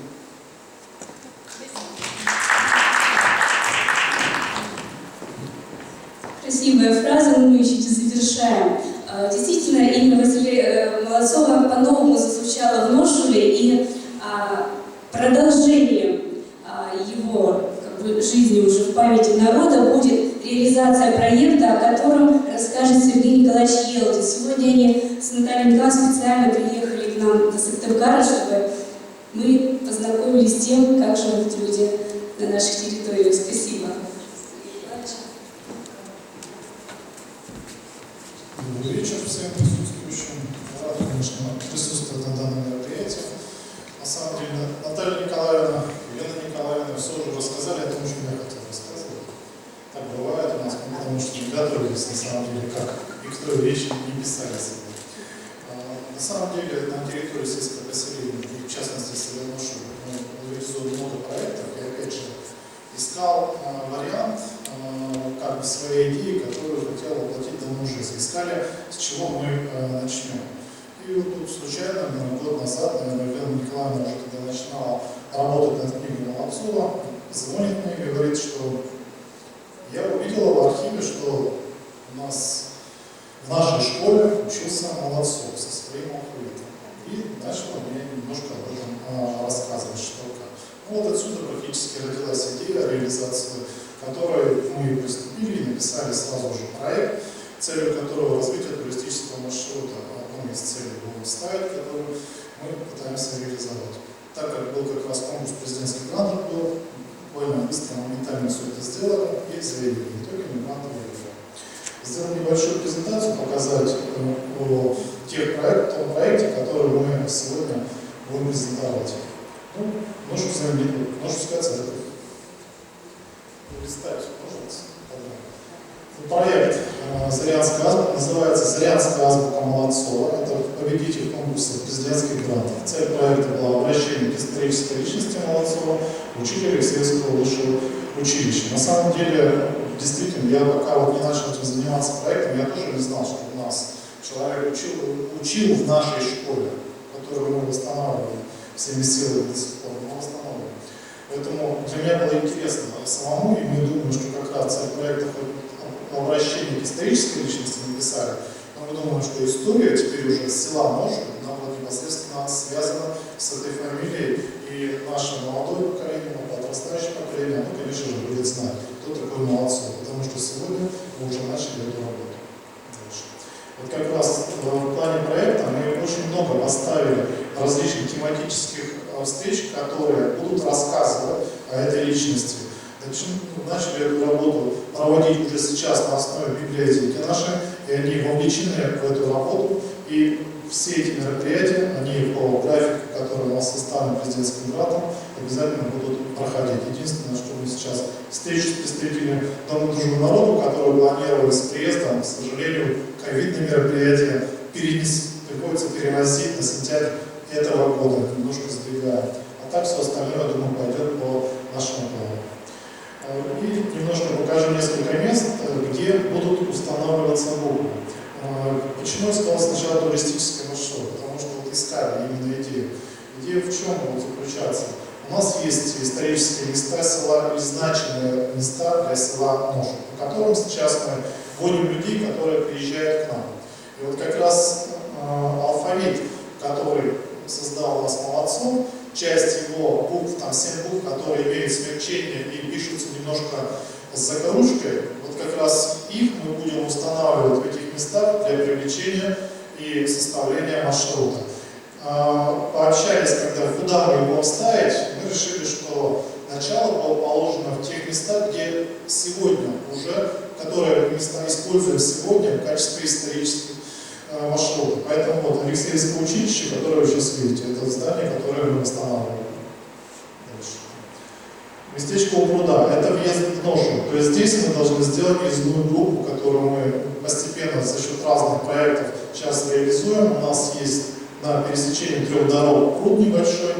Как раз в этом году поставили, в прошлом году поставили туда стелу 1551 год, то есть начало основания села нашего. И где-то в этом месте появится одна из букв. Парк Ношевского леспромхоза. У нас село, оно на самом деле было исторически, наверное, вся деятельность связана с лесозаготовкой. Был свой леспромхоз. К сожалению, в нынешних экономических условиях леспромхоза не стало. Теперь у нас южный участок компании Монди, которые сказали, нам больше не нужны здания, сооружения, все снесено вчистую. Остался парк, который был от леспромхоза. Поэтому это значимое событие, которое мы хотим означить, потому что в этом году в рамках народного бюджета этот парк будем делать, и там же появится буква. Потому что люди просят, чтобы мы оставили какую-то память о Ношевском леспромхозе. Святые места, как я уже упомянул, это у нас церковь. И здесь есть такой овраг, через который проходят люди, и есть указатели, внизу находится родник. И как раз на перекрестке на родник и на церковь мы тоже хотим поставить одну из букв, чтобы люди тоже знали, что есть такое. Местечко Кабаклок. Историю, которую сейчас вот мы ищем. Вот, все, как раз вот Александр Иванович Можгов был, мы сейчас с ним как раз переписку тоже ведем, ищем вариант, потому что есть название, может быть, Кабак-Лог. Все понимают, что когда-то там был кабак возле лога. Мы сейчас ищем, где же этот был кабак. Вот, на самом деле много людей сегодня вовлечено в эту интересную такую загадку, которая у нас есть, но местечко, оно вот здесь. Вот где-то здесь тоже будет буква. Но вот на следующей картинке покажем. Вот сейчас мы пошли вот по такой схеме. То есть инициативные граждане, которым мы дали задание, и которым мы сейчас прорисовываем Ношу, как он был в 70-е или 80-е годы. И вот здесь как раз схема сделана, местечко Кабаклок. И здесь вот эта схема, мы уже с автором этого проекта проговорили, как раз возле буквы будет размещена и эта схема, чтобы мы тоже представляли, где, что и как раньше в истории находилось на территории сельского поселения. И таких план-схем будет несколько, и вот сразу могу точно сказать, что мы сейчас занимаемся поисками и обрисовкой мест, где располагались школы в Ношеве. Их вот у нас было даже на моей памяти снесенных сегодня отдельно стоящих зданий уже 3. Для того, чтобы их сохранить, мы тоже хотим сделать вот такие схемки, на которых будет изображено. И опять же, возле Алексеевского училища, возле буквы, возможно, появится такая схема с школой еще. Дальше. Следующее место знаковое. Ношев, когда открываете Википедию или любое другое, начинается Ношевская пристань. Везде. То есть село само, как раз исторические корни, имеет как раз Ношевская пристань. Это место, арт-объект, созданный автор этого объекта, мастер России Смойлова Юлия Николаевна, которая нарисовала, как должен быть памятный знак Ношевской пристани. Вот здесь тоже появится одна из букв Молодцова. Местечко Берестычой – это гора, которая идет к спуску к реке Луза. В этом году ее в рамках ТОС Якушева у нас подремонтировал. И здесь рядом находится с этой горой, как автор называет, вековые баньки, бани по-черному. Там было раньше 3, сейчас сделали одну, но вот это место, оно тоже как бы знаковое для жителей, и мы решили, что там тоже появляется буква. И последнее, это более современная сегодня история села. за последние несколько лет нам удалось построить своими силами с гражданами по различным грантам лыжную базу «Каток». И здесь есть еще небольшой парк бывшей больницы, тоже знаковое место современного села Ношу, где тоже должна появиться одна из групп. То есть вот сейчас мы определили этим проектом, что на сегодняшний день мы сделаем 8 букв, которые уже будут установлены. В дальнейшем как раз проект направлен на то, что мы не стали сразу там все буквы ставить. Если появляется какая-то историческая справка, кто-то приходит со своей инициативой, что вот это знаковое место в селе еще появится, то в этом случае мы можем продолжать реализацию проекта. Вот приблизительно получилось так. Наверное, по проекту много рассказал, наверное, все. Спасибо. Николаевич, вы же приглашаете всех нас, да? Пройти квест по селу Ношу и собрать букву молодцовского алфавита. Мы сейчас готовы встретить любых. У нас достаточно развиты сегодня маршруты. Есть несколько авторов, которые вводят по своим маршрутам, по тем же самым местам. Можно от разных авторов услышать немножко разные истории. Поэтому мы всегда рады любым группам туристическим, которые готовы посетить наше село. Всегда понимаем. Спасибо большое за приглашение. Для приветствия от Государственного совета Республики Коми к микрофону приглашается руководитель фракции в Государственном совете Республики Коми фракции «Справедливая Россия» Саладина Татьяна Алексеевна.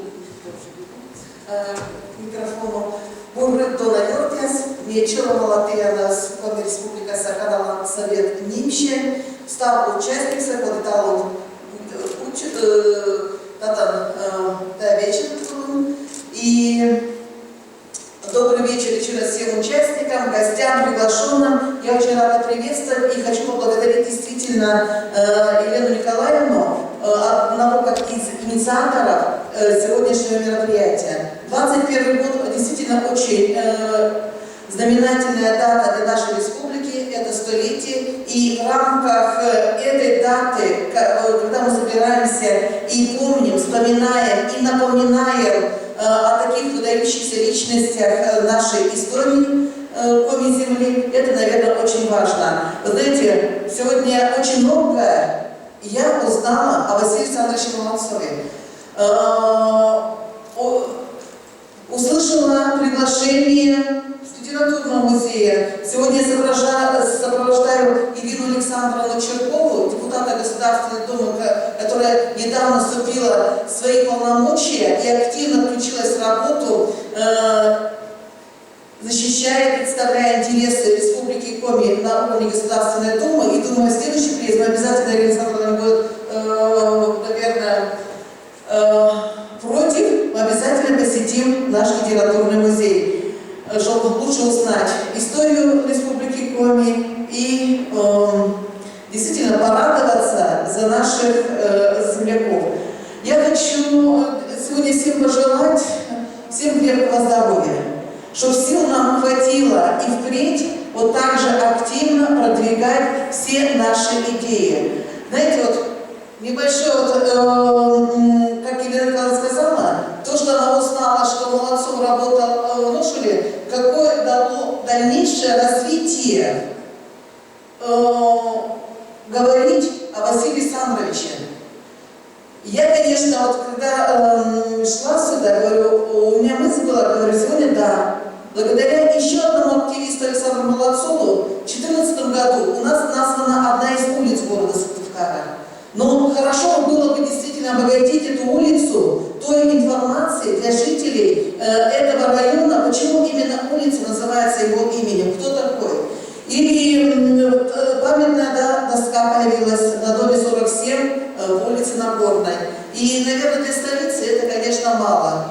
Такие арт-объекты, как группу перед Центром Коми культуры, наверное, такие же какие-то объекты должны, связаны, может быть, с алфавитом, сегодня замечательно, вот идея идет уже на территории Ношуля, должны появляться и в столице Республики Коми. Я благодарю за эту совместную работу.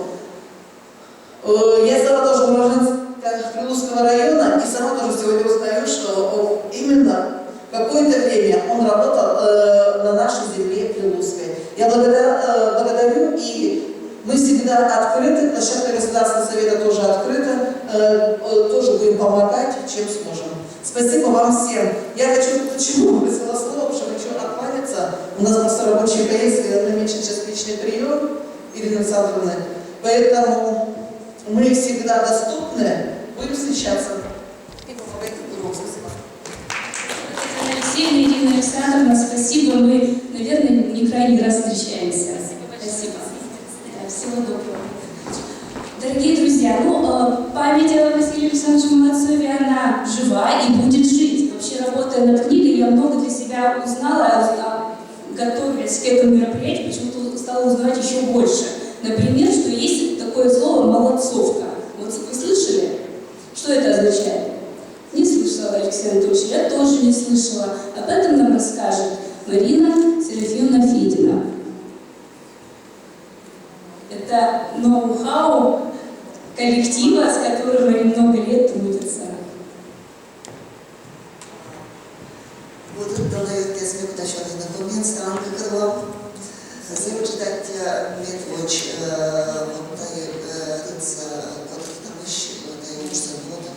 но это, конечно, молодцовица. И видите, там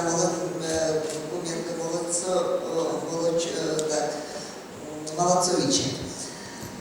И там были пояснения на Величиншту Евгения Александровича Степанова, к сожалению, будет. Считались мне молодцов и совершив последствия история и предстоящая историческая факт. Mi šodien zivinočajām tai plastis, kodas valīgočima молодцов и слиекат шабили быть кола перекатны еще одно пожарную я заслута башни тая учит юкарнес. И не учит презентация с разными мелочными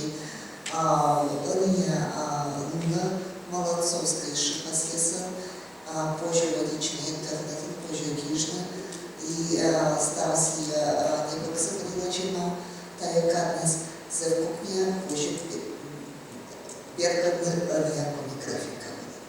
И сейчас следующий слайд. Луна Молодцов Илыш, это коми Википедия. Наверное, мы старость над отцем и старым миросом Википедия шиз и комик в Википедии. И да я закрыта учена пола, также бежана езус активистес, на бежана дорогущты, и там они учат юга молодцов елыш. Но южка смекаса, где пинкадана светулеса, мы учим молодцов алфавит четы. Вот я молодцовица, распоты СМИ ставят там бежетами и бежетам ключи мечтами алфавит класс и заниматься рисованием литература. Это следующий слайд. Мы очень заработали и Шаридан очень черный список, ну, то есть вообще старый список с чем не попьясал и зачем наш комик был. Где-то не обоснован список, но мы сделали тест, мы изучали там национальная библиотека, Республика национальная библиотека, что салас, а та есть список с Ричардом и соттан, а та есть была лучше.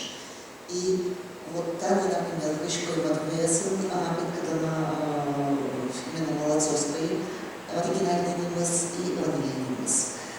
И не просто та из список я собачам, именно если у нас цифры там. Следующий слайд, замечательно, пожалуйста.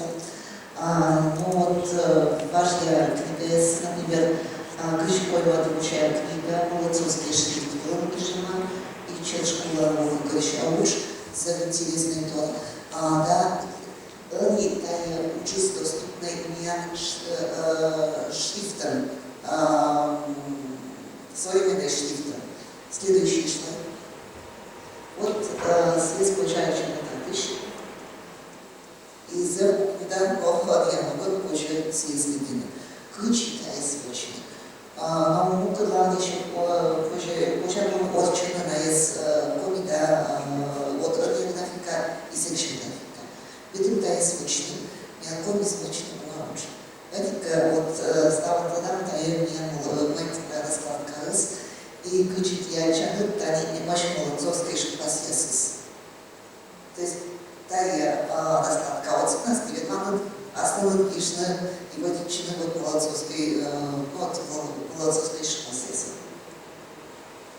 Стая стала бесплатной. То есть там лет мама лишнее это молодцовица любой. Дальше ключи. Следующий слайд. Мы очень молодцовской конверта. Мы это точно. Стая специальная программа, код от позже вешенная, шрифтестовый алфавит. Молодцов катша пишет для сочинения графика, латинской катша пишет для сочинения и на осталось. Лайк очень вечером часы одна, вот, ну, ходишь там, да? Вот, он я графика, мы очень Джорджа Комину гуляла с Джорджем, да? Позже дальше мы так изъяли текст, мы личка навешена, и за автоматическое я текст конституции сейчас. Дышка я наверх. Да. Ну и товарищ ключи того, вот я, наверное, учащая, вообще старалась быть учащим, чем АТС, того вот и почему комик национальный корпус молодцов под корпус. Также будет там Аличана, и здесь там очень довольно учебный, но там я не кишла. Компьютер, как его молодцовский азбук. И вот це учителя і кораводична молодцовиця.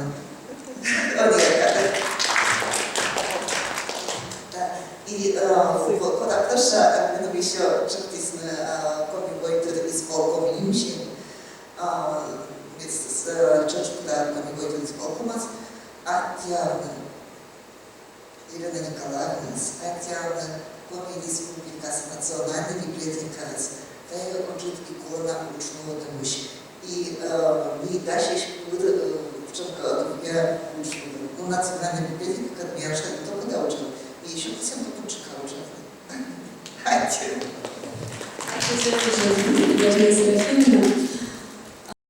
Юрдияс,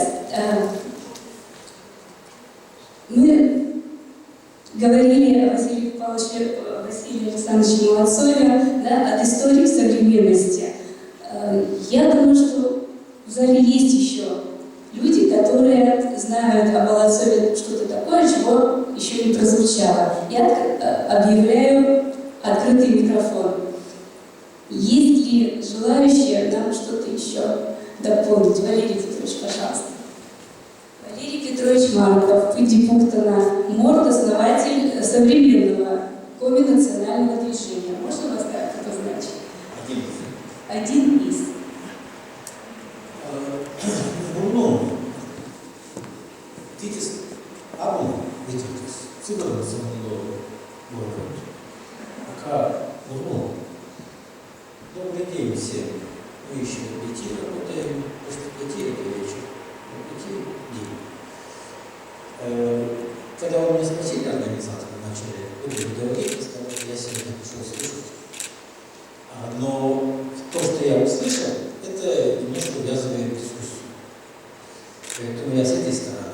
Хотя, скажем, что касается Василия Александровича Молодцова, можно сказать, что вот, это его, даже быстрый устал побежать к ним, в его деле, по которому он был осужден, прописано, что давая объяснение с его участия в организации Комикультура, он пишет, что есть только один раз присутствовал. Я, в общем, нет. Я понимаю, что человек, когда предъявляет обвинение, он ищет, как его смягчить.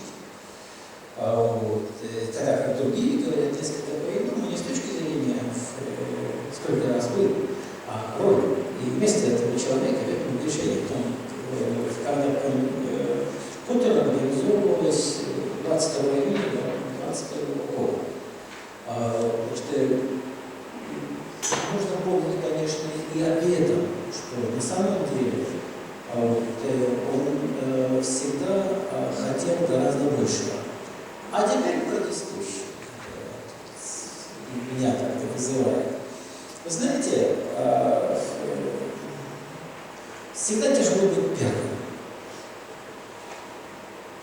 Потому что к первому отношение более критичное большинство. Об этом мы говорили. Никогда сходу не бывает идеала. То есть всегда дальнейшее совершенствование происходит, всегда можно указать. Но мы же говорили, нужно дорабатывать и так далее, и тому подобное. Но в том и ценность, что люди в силу каких-то причин, они считают, что уже нужно поменять, нужно что-то другое, нужно начать что-то такое, что отсутствует. И вот его роль, что он таким был первым, кто решился на этот шаг. Хотя, если вспомнить, говоря о коме алфавите, прошу прощения, это какой век должен быть? 15 век. Потому что есть у нас стефановский алфавит. Почему-то... 14? Нет. 350, да, 14. Критики в отношении стефановского алфавита не слышим. Хотя, если говорить о стефановском алфавите, его сравнивать с молодцовским, это день и ночь. Но для того времени он был очень нужным, очень важным, и мы гордимся, что наш язык имел письменность среди финно-угорских народов, это третья письменность. Даже существенно большие народы, которые существовали в это время, они не имели своей письменности. К сожалению, в силу ряда причин, иных совершенно, мы потеряли эту письменность, и долгое время она отсутствовала. Были попытки использовать, писать на коми-языке, как я понимаю, я не филолог и не историк, к сожалению. Просто стараюсь вникать иногда в процессы, по своему усмотрению, кроме слова. Используя латиницу, используя латиницу. И то, что сделал Василий Александрович, это, конечно, очень большое дело. Можно критиковать, сложную графику он придумал, там еще что-то тяжело. Но он-то пошел, даже было сегодня сказано, на это в силу того, чтобы было и легче грамоте на кириллице обучиться, чтобы познать тот бездонный мир, который есть в человеческой цивилизации на тот момент, приобщиться к культуре других народов и так далее, через свой язык. И, конечно, я понимаю эту критику, которая могла быть даже среди филологов с разных сторон. На то он и первый. Время первых. Мы помним прекрасный фильм, который был «Время первых», который начали что-то проходить. И в этом эта работа Молодцова, она бесценна. И потом, мы действительно плохо знаем пока еще свою историю. Очень много белых пятен. И чем больше будет появляться таких книг, спасибо вам, тем лучше для нас. Я с удовольствием сейчас покажу, пока сидел, я по диагонали уже очень просил посмотреть. Потому что она втягивает, этим она хороша. А теперь штрикую некоторые эту сторону. стоявшей в истоках, она не первая. Там еще было несколько книжек, выпущенных научным центром, и еще они были у истоков. Там и еще у меня книжка, авторы там другие, трое, и там Косаркин, и написано тоже есть. Одна из книжек у меня в портфеле. Потому что и тем приятнее, когда вот я говорю, потому что, к сожалению, мы еще не имеем той возможности прочитать все, что выпускается. То, что выпускается сейчас, могу держать, но это недоступно. Мы больше узнаем на таких встречах, если удастся присутствовать, что никак. Вот. Или если удастся эту книжку подержать в руках. Но вот эту книжку я еще не видел. Я слышал, что она вышло. Это новое издание уже, стоявшее в истоках. Первая книжка у меня есть, я еще, которая предшествовала 96-го года. Вот, она тоже есть. Я тогда активно собирал, пытался что-то понять, поэтому имею. И, конечно, прекрасная цель к тому книжному богатству, которое есть. И спасибо историкам, которые стараются нас познакомить с теми страницами, которые были в нашей истории. Огромное спасибо. Вот здесь моя Ивановна, биография, чуть ли не штампует теперь уже, потому что она втянулась в это дело. И, Благодарю Сидоров. ну вот, да, вот подтолкнула вас, и теперь вы уже не можете остановиться. И спасибо, что не можете остановиться. Дай Бог, чтобы еще писали и писали. Вот я понимаю, вот этот энтузиазм, который есть, он помогает. Там Семена Могилев Тихеевна тоже и для детей пишет и так далее. Вот, у меня почти все ее книги есть, правда, все без автографов. Когда-то было проще получить. Сейчас несколько сложнее, чуть дальше живу. Но ничего, я приду еще с книгами, потому что всегда приятно видеть у знакомых людей то, что выходит из-под их пера. И чем больше будет вот таких книг, чем больше у нас будет развиваться вот это популяризаторство, тем лучше для нас всех. Больше будем понимать, почему мы сегодня такие и как мы до этого дошли. Антимой Петрович. Слово просит Надежда Вениаминовна Краева, заведующий библиотекой Национального музея Республики Коми. Прошу слова. Вы знаете, готовясь на это мероприятие, я хотела взять темой своего выступления, такого коротенького, Василий Александрович Молодцов и Усть-Вымская ученическая семинария. В библиотеке Национального музея хранится довольно большая коллекция книг из именно этой библиотеки. Период существования самой семинарии вообще довольно короткий, но книг было собрано много. В архиве материалов почти ноль. Именно о Усть-Вымской учительской семинарии. Я понимаю, что это Яринск, я понимаю, что Молодцов, Сидоров, Сорокин, они все были там, они были сплочены, поэтому я хочу сказать, что коллекция именно этой учительской семинарии, она достаточно сложная, она представляет такой комплекс литературы, который, наверное, я почему-то думаю, что для провинциальной семинарии подбор литературы вел кто-то более, то есть понимаю, что может быть и не Сидоров, и не Молодцов. Откуда поступила литература, мы не знаем. Но в источниках просто идет Сидоров, Молодцов и все. Поэтому я быстренько переключилась на фондовые материалы музея. В коллекции музея хранится довольно много интересных, скажем так, коллекций известных людей.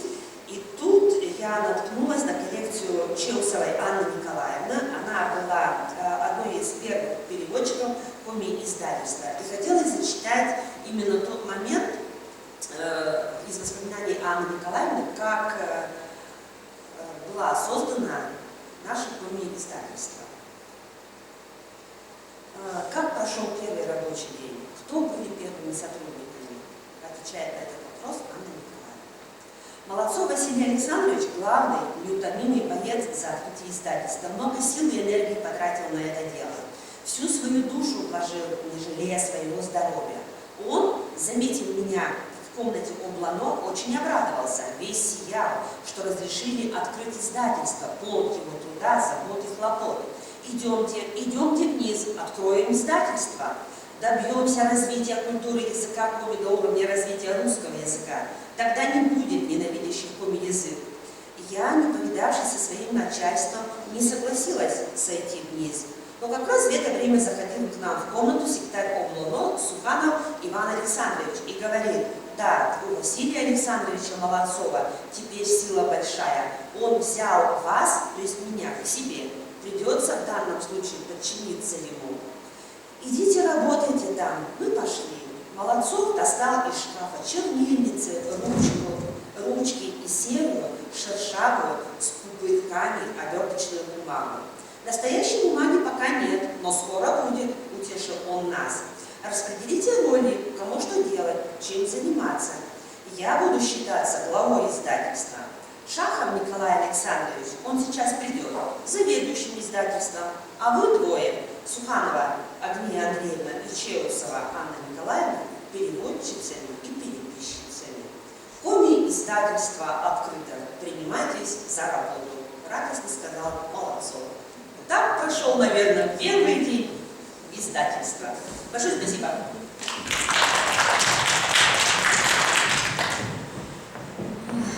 Хочу продолжить, спасибо, Надежда Вениаминовна. Продолжить хочу мысль Валерия Петровича Маркова о том, что книги издаются у нас малым тиражом. И мне тоже уже поступают вопросы, когда и где, и дадите ли, хватит ли нам. Я хочу сделать подарок Республике Коми. Вообще, неважно даже, да, тут территориальных границ нет. Хочу передать авторские права Национальной библиотеке Республики Коми. И в связи с этим приглашаю к микрофону сотрудника библиотеки Татьяну Николаевну Олифер.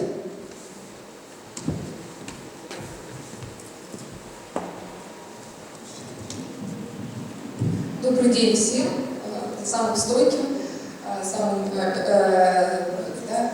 те, которые выдерживают больших морозов. У нас мы приближаемся к финалу нашей сегодняшней встречи. У нас предстоит важная, приятная процедура. Мы будем передавать сейчас права.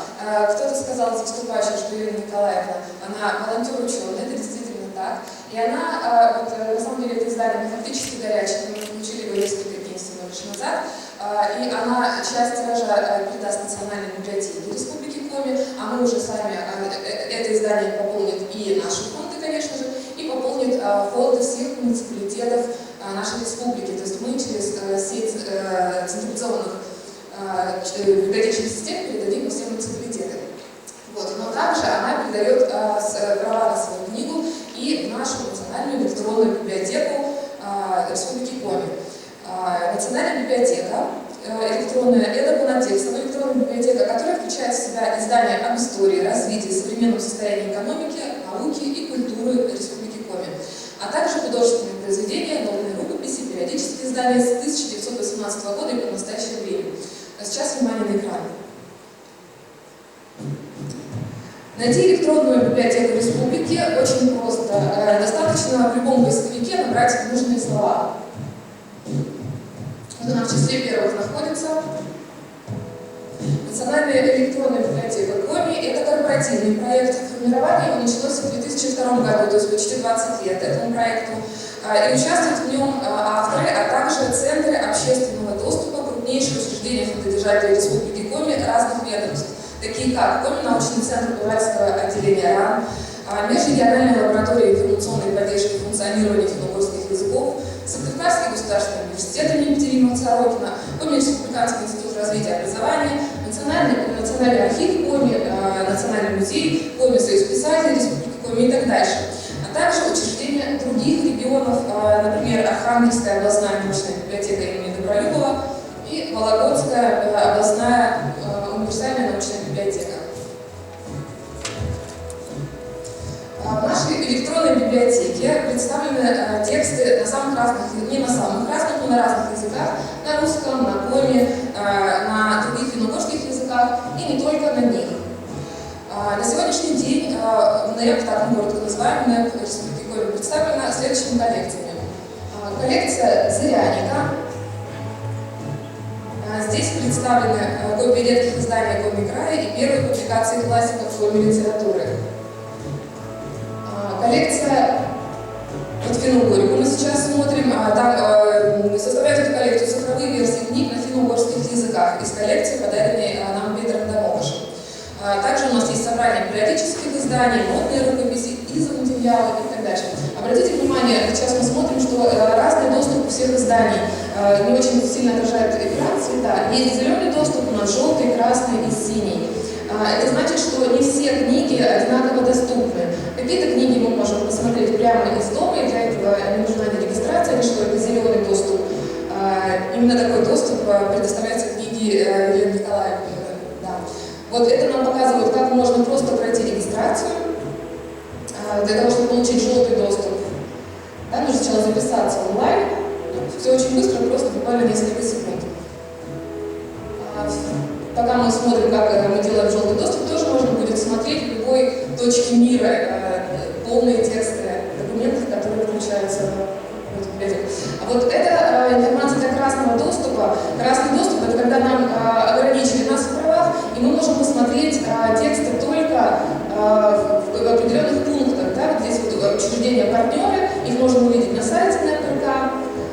Вот. То есть вот в этих точках можно прийти условно в библиотеке, вам откроют компьютер и покажут тексты. То есть там они доступны. Тут, кстати, очень много таких.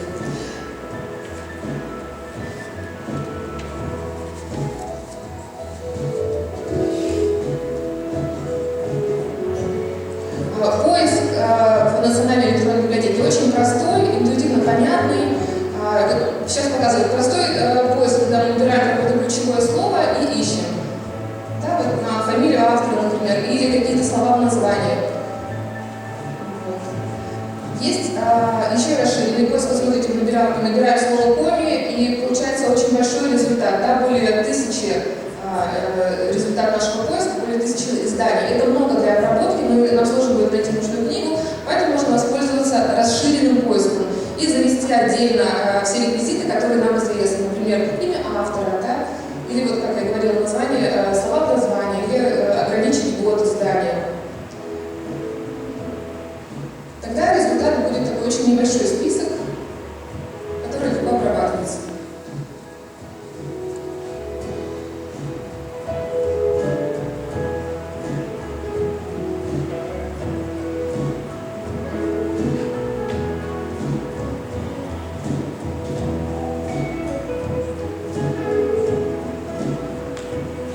Вот сама книга. Нажимаем кнопочку, и можно читать ее онлайн. Дома, на работе, в отпуске, в машине, в пробке, в автобусе, где хотите.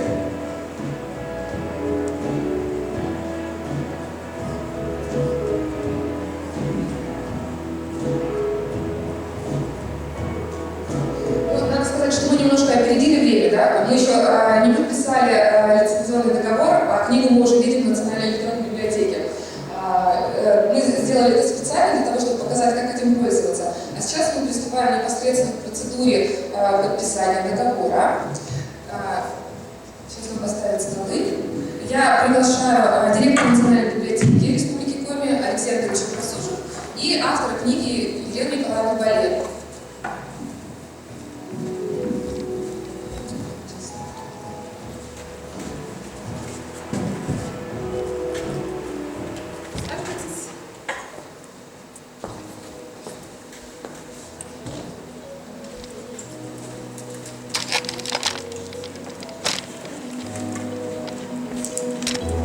Исторический момент, внимание.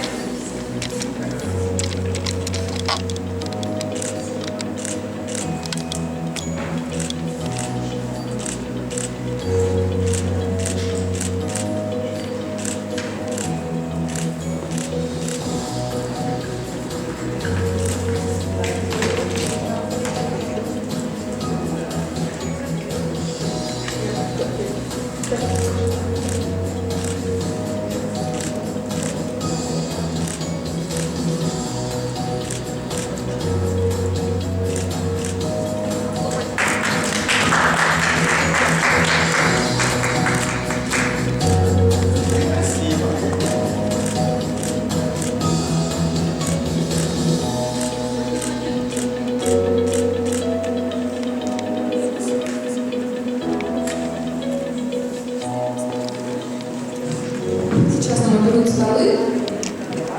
И те, кто скажет, что там слово.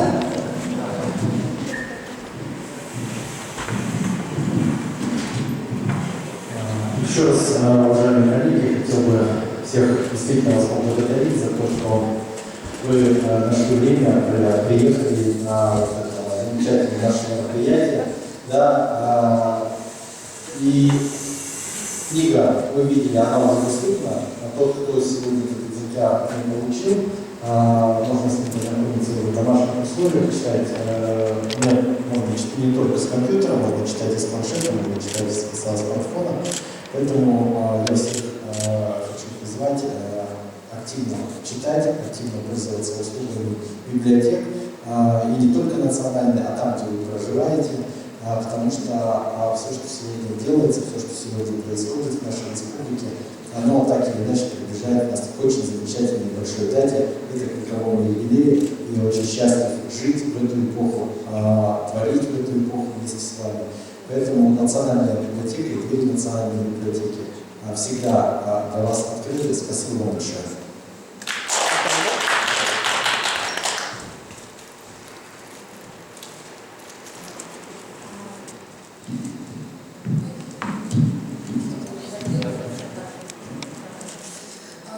Друзья, вы сегодня, когда заходили, вначале получили флаер. Все получили флаеры? Есть они у вас на руках? У меня просто нет рядышком. Нужно...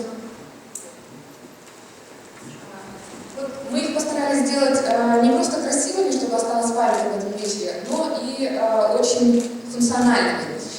Здесь есть, да, кроме сведений о самом этом мероприятии, на обратной стороне библиографический список, краткий, он не весь. Здесь есть труды Молодцова и основная литература о жизни и творчестве Василия Молодцова. А на лицевой стороне мы можем найти в правом углу QR-код. Всем видно? Вот. Те, кто даже сегодня не смог получить книгу, смогут уже воспользоваться. И кому, например, очень сложно было, да, понять, как национальной электронной библиотекой пользоваться, мы сейчас попробуем дотянуться до этой книги на расстоянии вытянутой руки или вытянутого смартфона. Внимание на экран.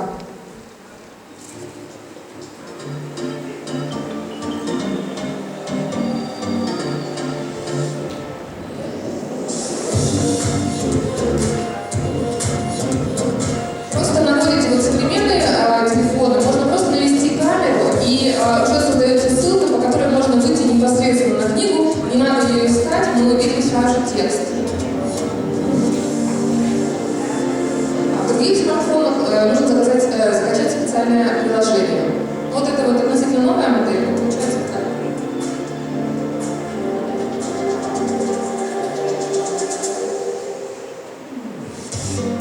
Сейчас QR-код появится на экране, если кто-то хочет попробовать, можно попробовать с экрана зайти в книжку и посмотреть ее.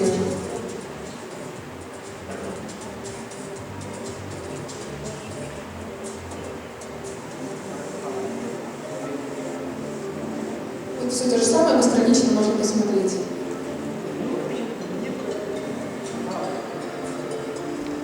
QR-код кто-то пытается, никто не пытается смартфоном воспользоваться, ну ладно.